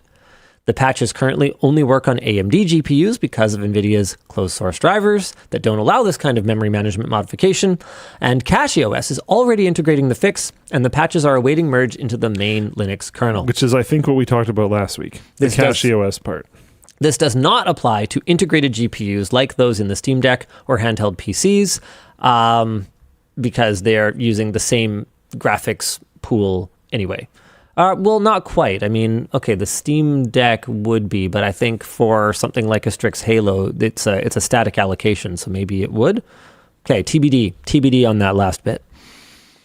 What else we got, Mr. Luke? Xbox Game Pass. Apparently the new CEO? Yeah, new Microsoft gaming CEO, Asha Sharma, said in a leaked internal memo that Game Pass has become too expensive for players and that Microsoft needs a better value option. Microsoft hiked Game Pass Ultimate to $30 a month last year, up from $20, which was itself already up a bump from $16.99. That's 2 price increases in 15 months, and there was price increases before that as well, as far as my understanding goes. Game Pass now runs from $10 for Essential to $15 for Premium and $30 for Ultimate. Sharma says the long-term plan is to evolve Game Pass into a more flexible system, though the details are pretty vague. The memo also comes days after rumors surfaced that Call of Duty 2026 could skip Game Pass entirely, which would be a major shift given that adding COD to the service was widely seen as the reason the price hikes happened in the first place. That would be wild. Might also be the reason why she's saying it's overpriced if they're not doing that anymore. The whole point of Game Pass was supposed to be that I subscribe to it forever, and that sucks, but you're giving me a good value in return for it, and that's like the deal is I get all the cool new games. All the Microsoft games. Yeah. And it's a one all you can eat for the price of. God, it feels weird saying that COD is a Microsoft game. I know, right? Sorry to. Wasn't there also like that weird, right? whole thing around the conversation for the Activision Blizzard acquisition where like they weren't going to do all kinds of fuckery with COD and which platforms? I mean, I guess not having it on Game Pass would ultimately be satisfactory to I think someone the like main Sony. thing was they didn't want to have it taken away from Sony. So this still doesn't do that. Yeah, well, okay, so this is fine. I don't remember. Well, it's been a while, but is this kind of a killer for Game Pass if you're not getting the hot new game? I think it will be for some people. Yeah, definitely. Because to me, that's the whole point of Game Pass, is that I'm entering into kind of like Especially an understanding. a COD, where like there's a new one every year. That's the kind of game you subscribe to. Yeah. Like, that's the agreement I have, right? Is I give you money for Game Pass, and then I never think about it again. I can just play the games. But if all of a sudden all my friends are playing that game, that one game, and it's not on Game Pass, what is even the point of Game Pass? I might as well just buy that one game. And then I could see that kind of shifting people's mentality and going like that could be the kind of thing that just makes me mad enough to just Cancel the subscription. Yeah. And then give you my money another way. Ultimately, yes. So Microsoft will probably learn nothing, but hey, It'll be interesting. At least Luke is winning a small, maybe not decisive, but small battle here. I mean, you've been adamantly anti-games as a subscription since the entire concept arose. And in the beginning, I think I actually argued quite passionately with you that at that original pricing, it made a ton of sense. But it has ultimately... This was the entire argument, too. Was that if everyone ends up subscribing, then they have all of the power. All the leverage. And that's, like, literally never goes well. And the best way to play it was still going to be to, subscribe when it was cheap, play single-player games or play experiences that you would never want to have again, and then once it's not cheap anymore, start buying games again. But I still go and play Civ 5. But not everyone operates that way. Yeah. Or not everyone operates the way that they play a game and then they're done with it. Yeah.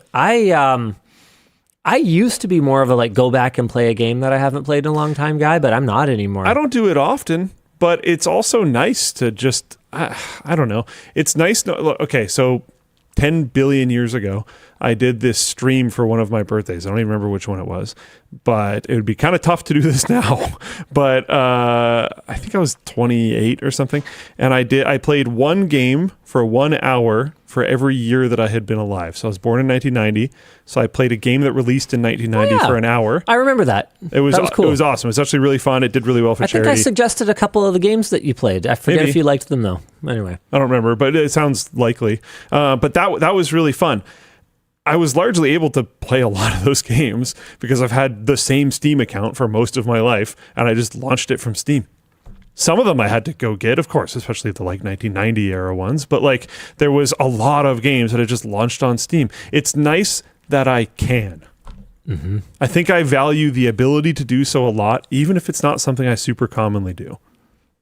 That's one of the things I actually brought up. I wrote the Microsoft Year of Humiliation script earlier this week.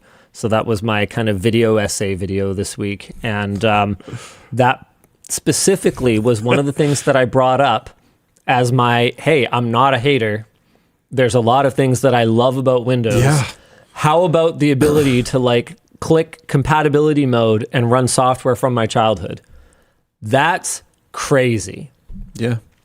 Do that on your PlayStation 5. Come on.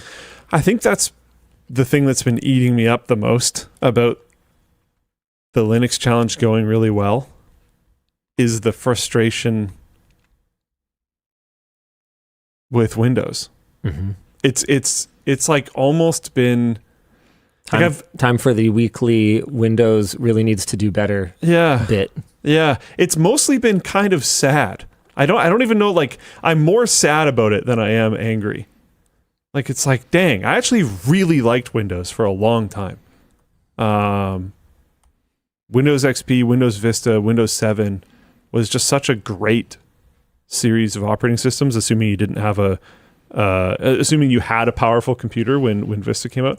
Yeah. So are we here now? I think maybe 6.5. Yeah, okay, so we're sad. I definitely spent a long time in 3. I think I skipped 4 entirely. 4 and 5 I skipped entirely. And then now I'm 6.5 right now. Yeah, all right. Yeah. it's just, why don't you list 8? Because when 8 came out, it was trash. Yeah. 8.5 was like pretty okay. Yeah, 8.1, but yes. 1, sure, yeah. Yeah. But yeah, when 8 first came out, it was like just... It was comically bad. It was like the worst initial release of an OS that I had experienced at that time. I'm not saying it's the worst ever, but it's the worst I had experienced. Well, you hadn't experienced Millennium Edition. Even I barely did. Like I was in grade 8 or 9 or something like that when Millennium Edition was. My dad would have had it, but I don't think I was exactly forming opinions on operating systems at the time. Well, a lot of people skipped it. Yeah. Well, my dad like messed with computers. Like we had 2 or 3 computers at that time, and he would get random software all the time. I remember for one of my birthdays, I received I think I've told you about this before. It was awesome, actually. I got a like writable CD that just had Sharpie all over it with like 20 different games. It was like, here's your birthday gift. It was awesome. Yeah. Anyways, it's frustrating that it's so frustrating to use right now. Hey, speaking of things from the late 90s, while attempting to reduce the size of a 600 plus gigabyte backup of a Discourse server, engineers at Discourse discovered that a 1.6 megabyte GIF of Jennifer Aniston's Happy Dance was duplicated almost 250,000 times. This isn't really good news, it's just funny news. While trying to fix the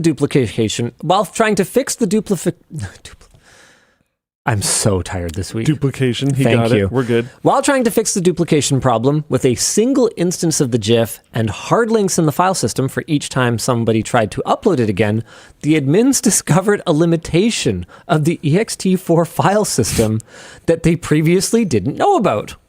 A file can only have 65,000 links pointing to it. So instead of one copy and 250,000 links for all the duplicates of it, they got one copy, 65,000 links, and another 180,000 duplicates of the file. Dan, if you could throw the link to the blog post, that would be pretty funny. The blog has a bunch more detail, including their eventual fix, and you can check it out if you're into that sort of thing. But these are the kinds of, I guess, bugs that are really frustrating and can be sometimes be scary, because when you're working with anytime you're working with data, loss is it can be very frightening. Is this loss? No, you understood what I meant. Data loss can be very scary, can be very frustrating. Oh no, I didn't mean it that way. It's a meme. I know. Is this loss? I know. Okay. No, I know. I just mean I was memeing back at you. Of course not. Okay.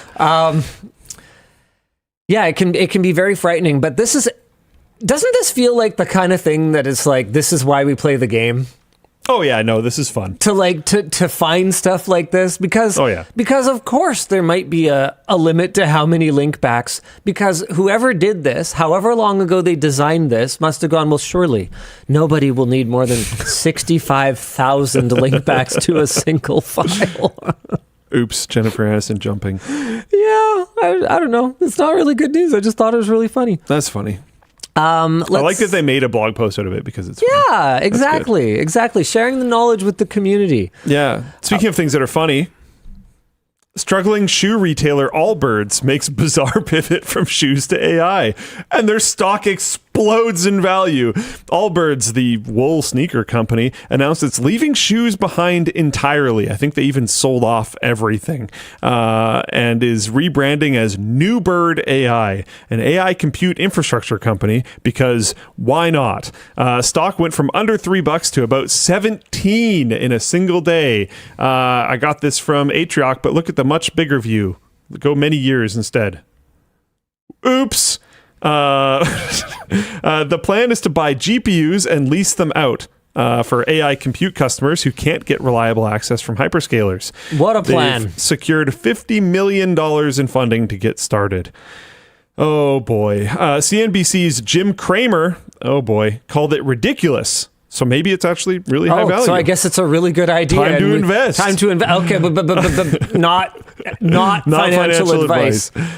Pointing out that it fits the classic pattern seen during the crypto boom, dying companies bolting blockchain onto their names to pump the stock, and now it's AI. And this goes back super far beyond just the blockchain push as well. Yeah, don't forget .com.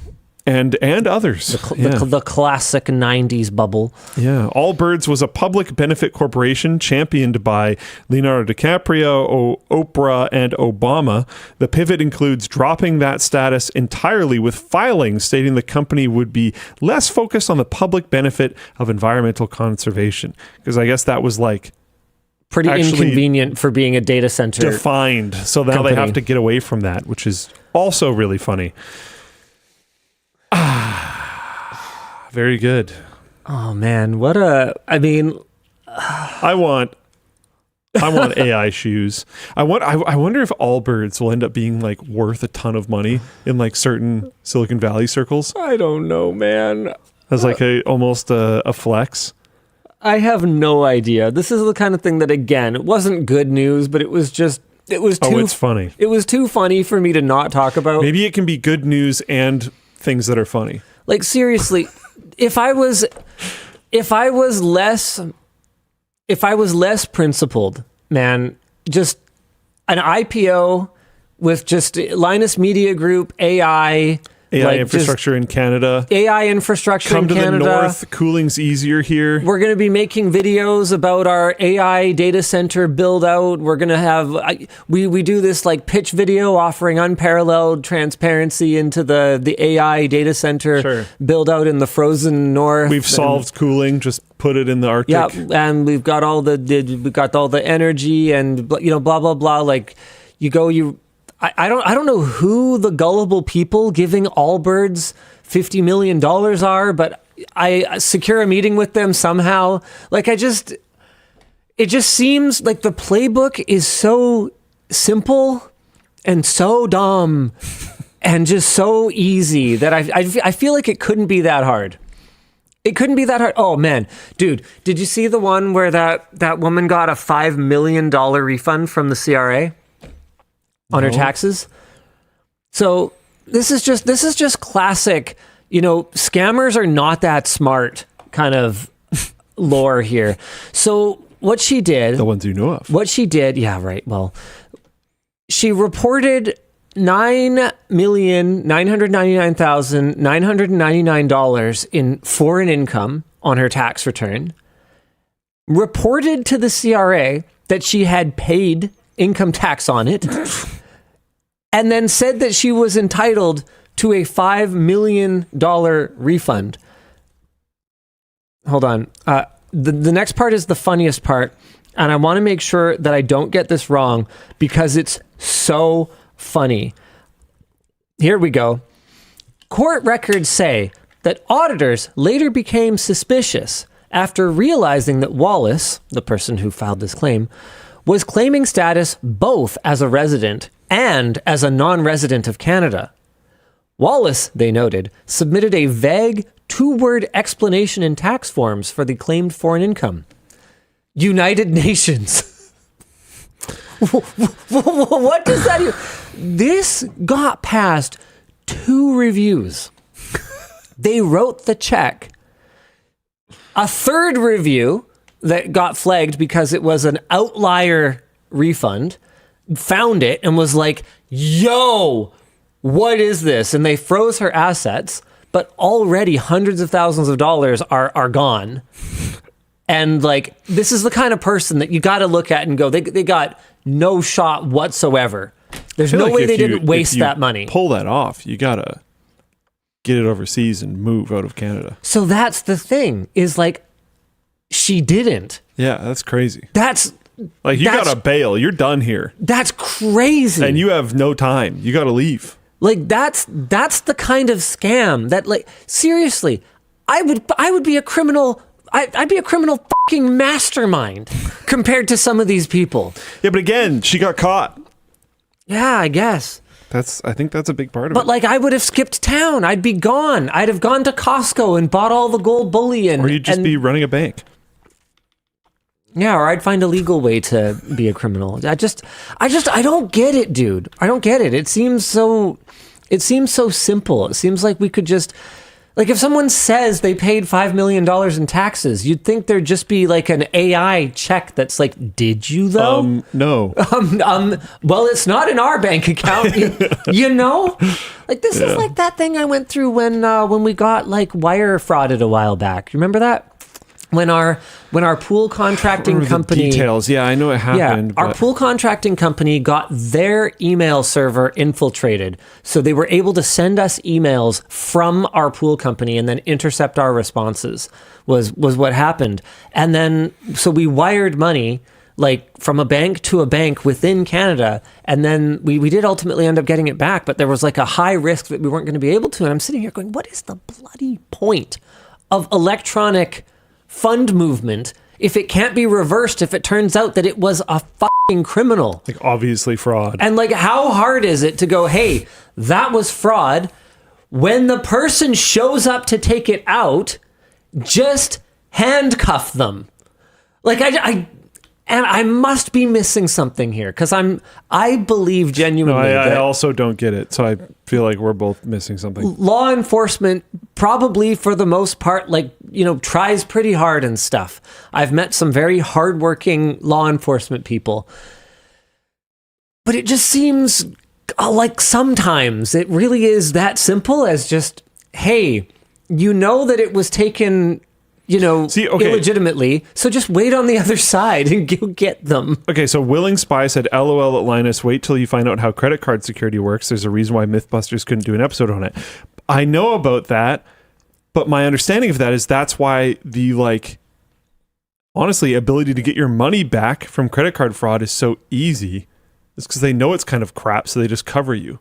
Yeah, no, and then that's just part of what your, like, the 1.5% or 2% merchant fee covers is just... Yeah, like I had my card skimmed once, and I just had a call with the guy, and he was like, okay, let's go through your thing, and just basically point out all the ones that seem not legit, and I did, and he was like, yep, seems right, and just sent me all the money.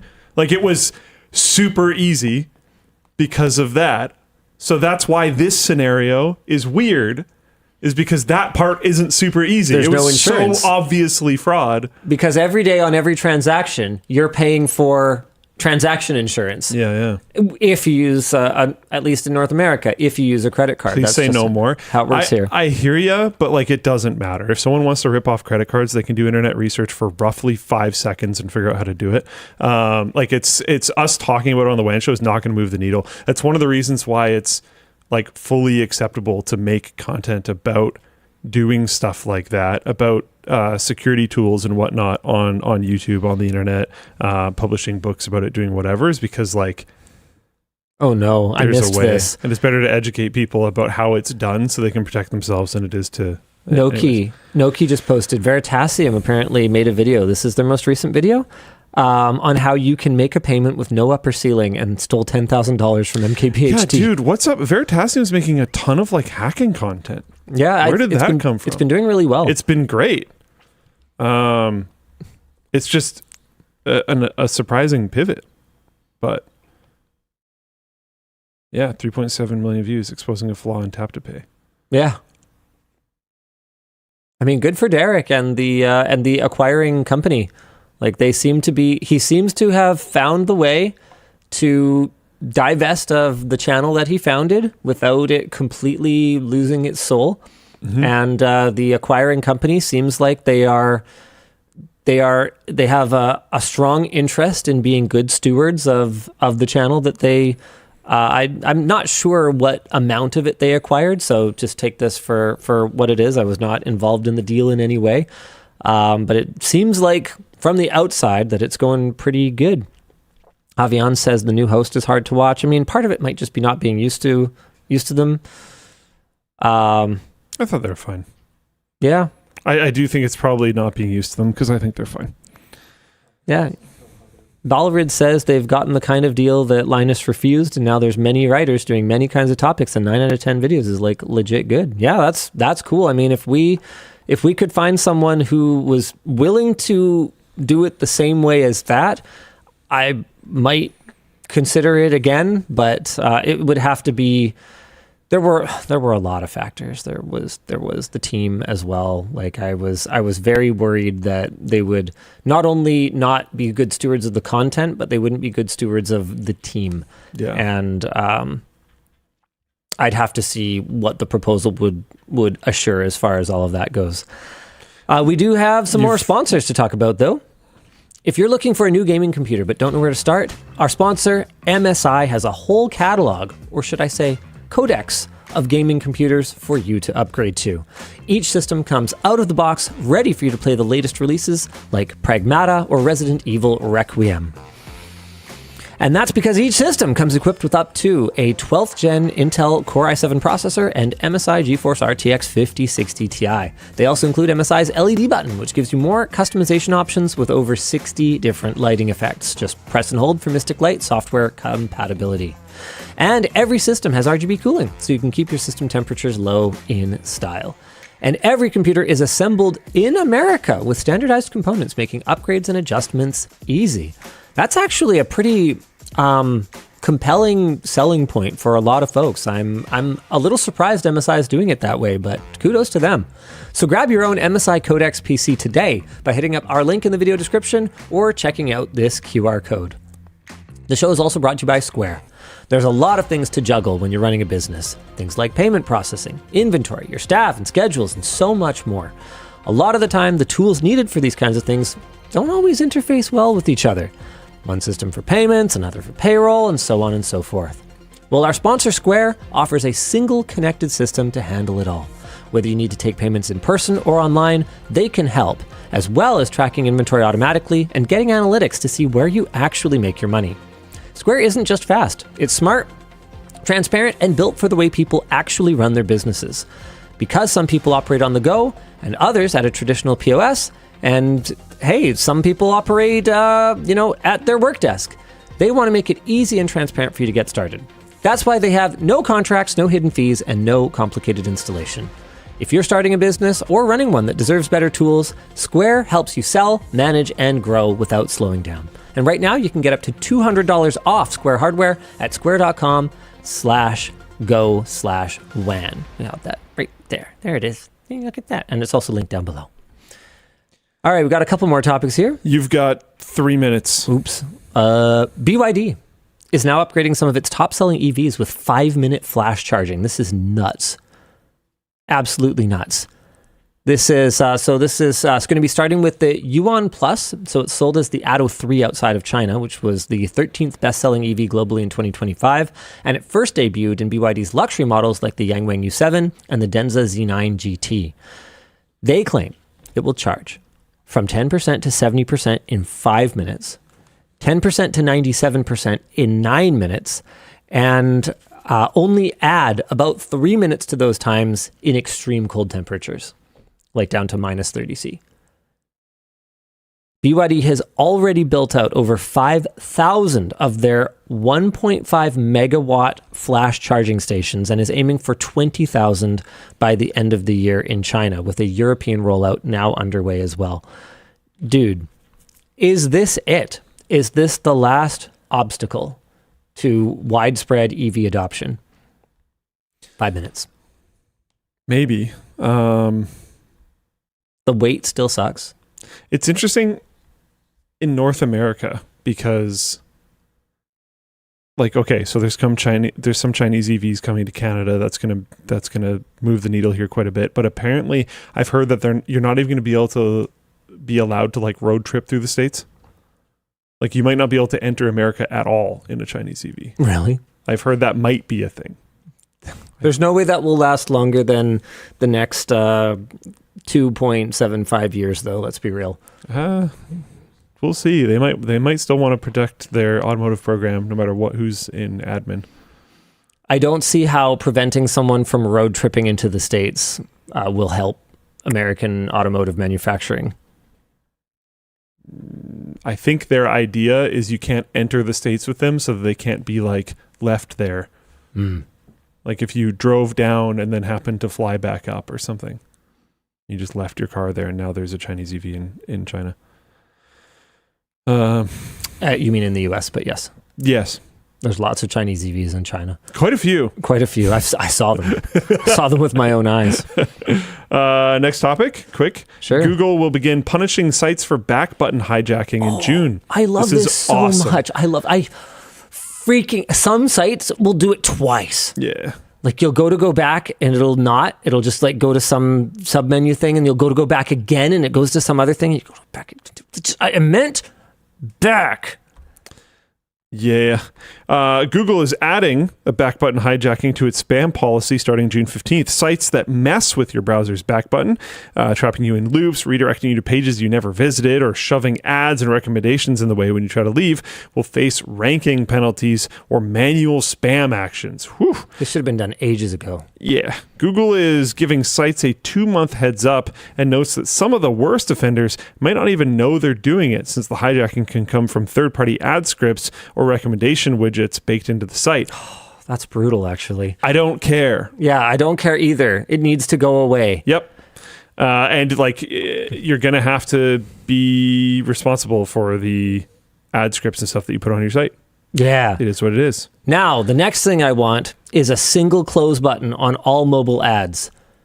Because I play Wordscapes with Yvonne like almost every night, I have had more exposure to mobile ads in the last like 3 to 6 months than the previous my entire life combined. And they are so annoying. My ad block works to a certain degree, to the point where I could tell you very few of the things I've ever even seen an ad for. Like I can't. I don't. So you're not actually running ad block. You mean your brain's auto? Yeah. Like I can't. I don't care what it is or know what it is. But what I do care is that like sometimes the exit is up here and sometimes it's over here, and sometimes you have to wait for a circle to complete, and other times you have to like go open it on the app store and then go back and then exit it. And there's this one really obnoxious one that the X never appears until you just like press somewhere on the screen. And it won't open the ad, but it will make the X appear. So you have to like press it and then X, and then it brings up another thing and then X again. And it's one X. I find like I mentioned I play the New York Times games. It's been a while, but I play them every once in a while. Sometimes by myself, usually with Emma. They have ads, right? They're going to have ads to do whatever. Yeah. But if you notice, you can make it perfectly go away. Nice. Solid. And it's just gone. Solid. No problem. I don't mind that at all. Solid. I think that's totally good. What's a little less good? This is the one exception to the good news WAN show this week. Major news outlets are blocking the Internet Archive.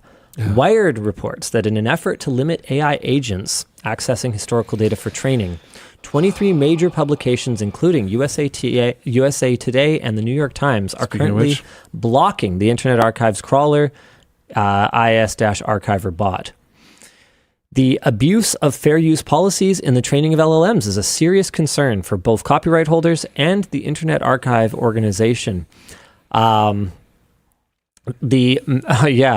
Hosting massive amounts of data, and for the Internet Archive organization, because hosting massive amounts of data has bandwidth costs associated with it due to LLM bots accessing it over and over and over and over and over and over again. Often in an incredibly inefficient way, because they don't care. This is really bad news, because the Internet Archive has only grown in importance as the world has increasingly abandoned print journalism, and the archives maintained by libraries and news organizations have fallen into disrepair. It used to be that you could go to your local library and pull up a microfiche of the newspaper of any given day in history, and you could go read it. Like you could go read the newspaper the day that you were born, for instance. This has gotten very difficult. In spite of pushback from copyright holders, courts have established that the archive's actions are illegal and that creating a searchable index without making copies of the materials is impossible. But I can also understand why copyright holders are doing what they're doing, because just having AI agents trained on their stuff is also not good. Yeah. Wayback Machine director Mark Graham is reportedly in talks with several outlets so the Archiver's bot could gain access to the websites once more, but right now is an uncertain time for archiving important information that otherwise could just be lost. On that subject, rare bootleg concert recordings are coming to the Internet Archive. You don't have to go? I do. I just have to, I don't know, do a couple more topics. One more topic. Okay. Music superfan Aadam Jacobs has built a collection of more than 10,000 cassette tapes by attending and recording concerts since 1989. After Jacobs was featured in a documentary in 2023, the Internet Archive reached out, and now, once a month, a volunteer named Brian Emmerich picks up 10 to 20 boxes stuffed with tapes and transfers the analog recordings in real time to digital files that are sent to other volunteers to clean up, organize, and publish. So far, almost 2,500 tapes have been digitized and added to the Aadam Jacobs collection on the Internet Archive. The collection includes rarities like Nirvana performing in 1989, 2 years before Smells Like Teen Spirit was released as a single. Wow, that's cool. They recorded Smells Like Teen Spirit. Oh, that's so cool. Unreleased tracks by Tracy Chapman and previously unknown recordings of Sonic Youth, R.E.M., Fish, Liz Phair, Pavement, Neutral Milk Hotel, and a host of others. Huh.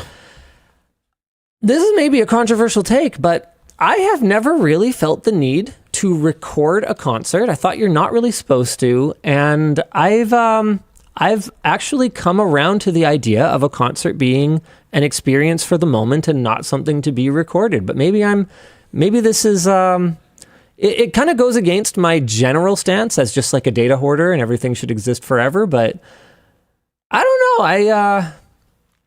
Maybe I just grieved it already because there were really great experiences I had live that I was never able to recall again. And I just was like, okay, well, I guess that's just the nature of the beast. I think there's also certain things that you shouldn't be distracted by the camera. You should just experience. I also remember I went to Blink-182 had a concert in Vancouver, and my brother and I went. Yeah. And I remember I recorded it on my phone and sent it to a buddy because I thought he'd like it. And then a few days later, I went back and watched it and was like, why the would he like this? Yeah. Because I just sent him a really crappy recording of Blink-182 playing a song that he's heard before in a good recording. So, like, I don't know. I do think, like, I have heard live recordings, professional live recordings before of songs that I prefer the live recording of the song. I think also, like, as a piece of history to have some recordings from concerts from bands is cool. Do I think every single person in the audience needs to have their cell phone out recording?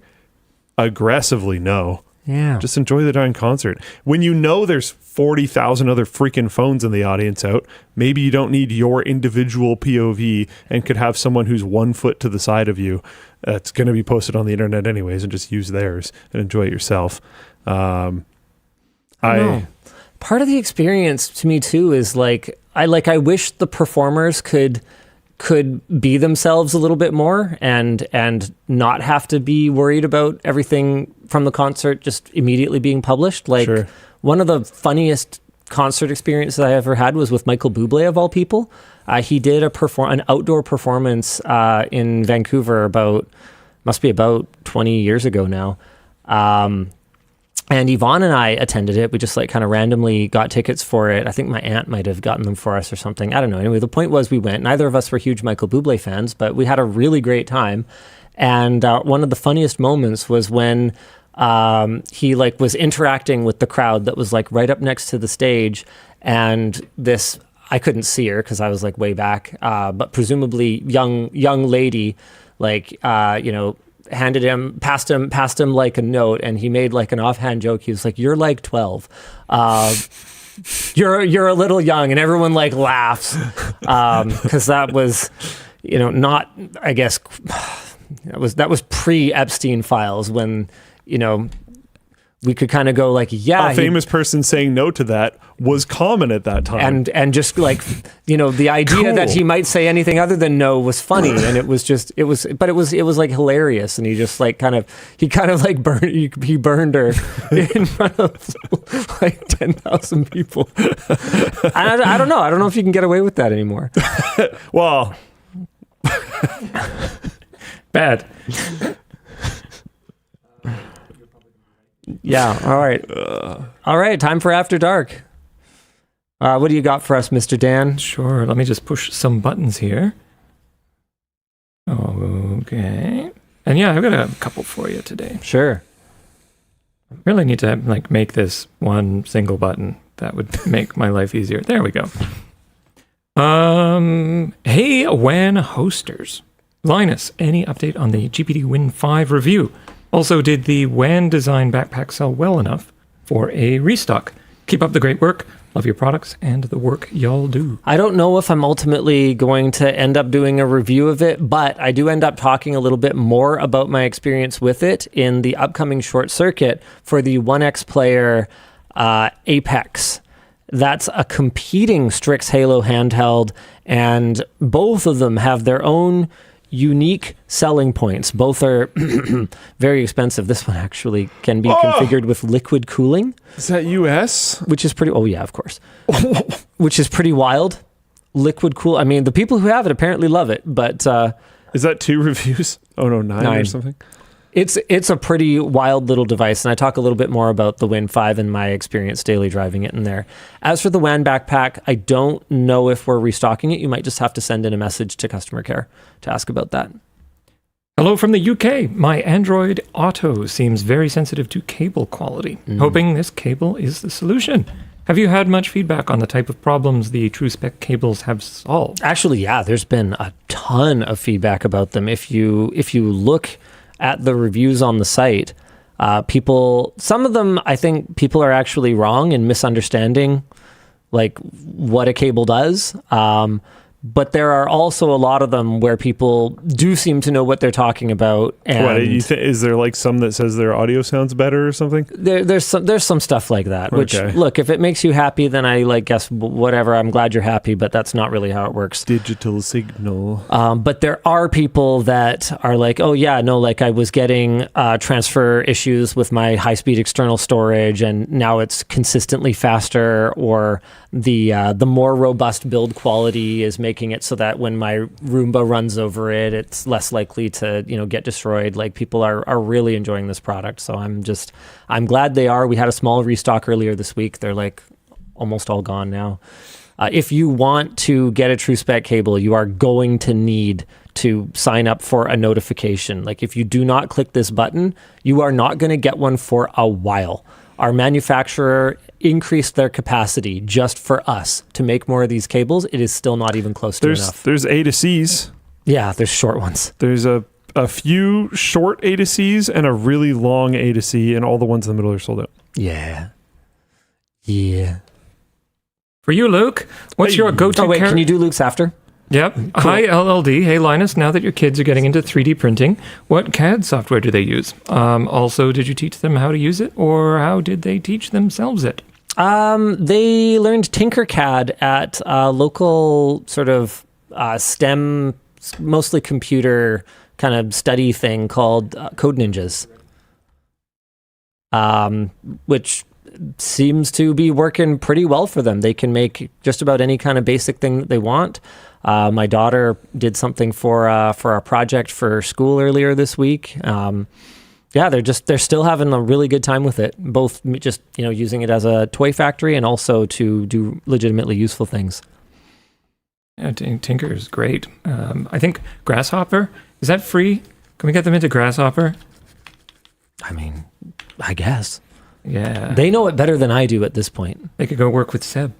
Hey, Linus, my 5-year-old just had his first dental work and managed to chew his lip up due to the anesthesia by accident. Aww.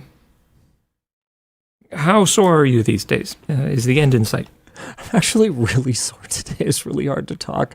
I don't know, when I'm not getting enough sleep, they like dig in extra, and then they put in a super strong wire for the one tooth that like stubbornly stayed really twisted after the first rounds, and like the bracket was not quite in the right place and stuff. So this tooth here, turned like maybe 15 degrees with this wire, like a lot. Okay, maybe 10, but like freaking a lot, which moved like everything. And it's like, you can really tell when they're moving a lot because you'll like kind of press on the bracket and you can feel them like moving, and like it'll go like, and they'll like kind of reshift and stuff like in real time if there's a lot of tension built up. And then the wire for this one, you can see there's a long span of wire, just like slices the inside of the lip there. And then there's another one on this side that's doing the same thing. I'm actually like, in extreme discomfort right now. The WAN show is not a lot of fun when my mouth is as sore as it is right now. I have to bail. Luke's going to have to do his thing. I really got to go. No I've problem. got a family thing. Bye. Bye, have fun. Don't forget your bag. I see you walking past it. Say the line. No, well, you can call me. Oh Okay. yeah, I forgot we can do that. Nice. Luke, what's your go-to character build when you play Morrowind / Oblivion / Skyrim, etc.? ? Please no stealth archer. Okay, well, I have to defend myself a little bit. It's stealth archer, isn't it? To defend myself a little bit. It's stealth because archer. when I was a wee child and I played Morrowind and I didn't look up things on the internet of how to do stuff. And you still ended up with stealth archer? I still ended up with stealth archer.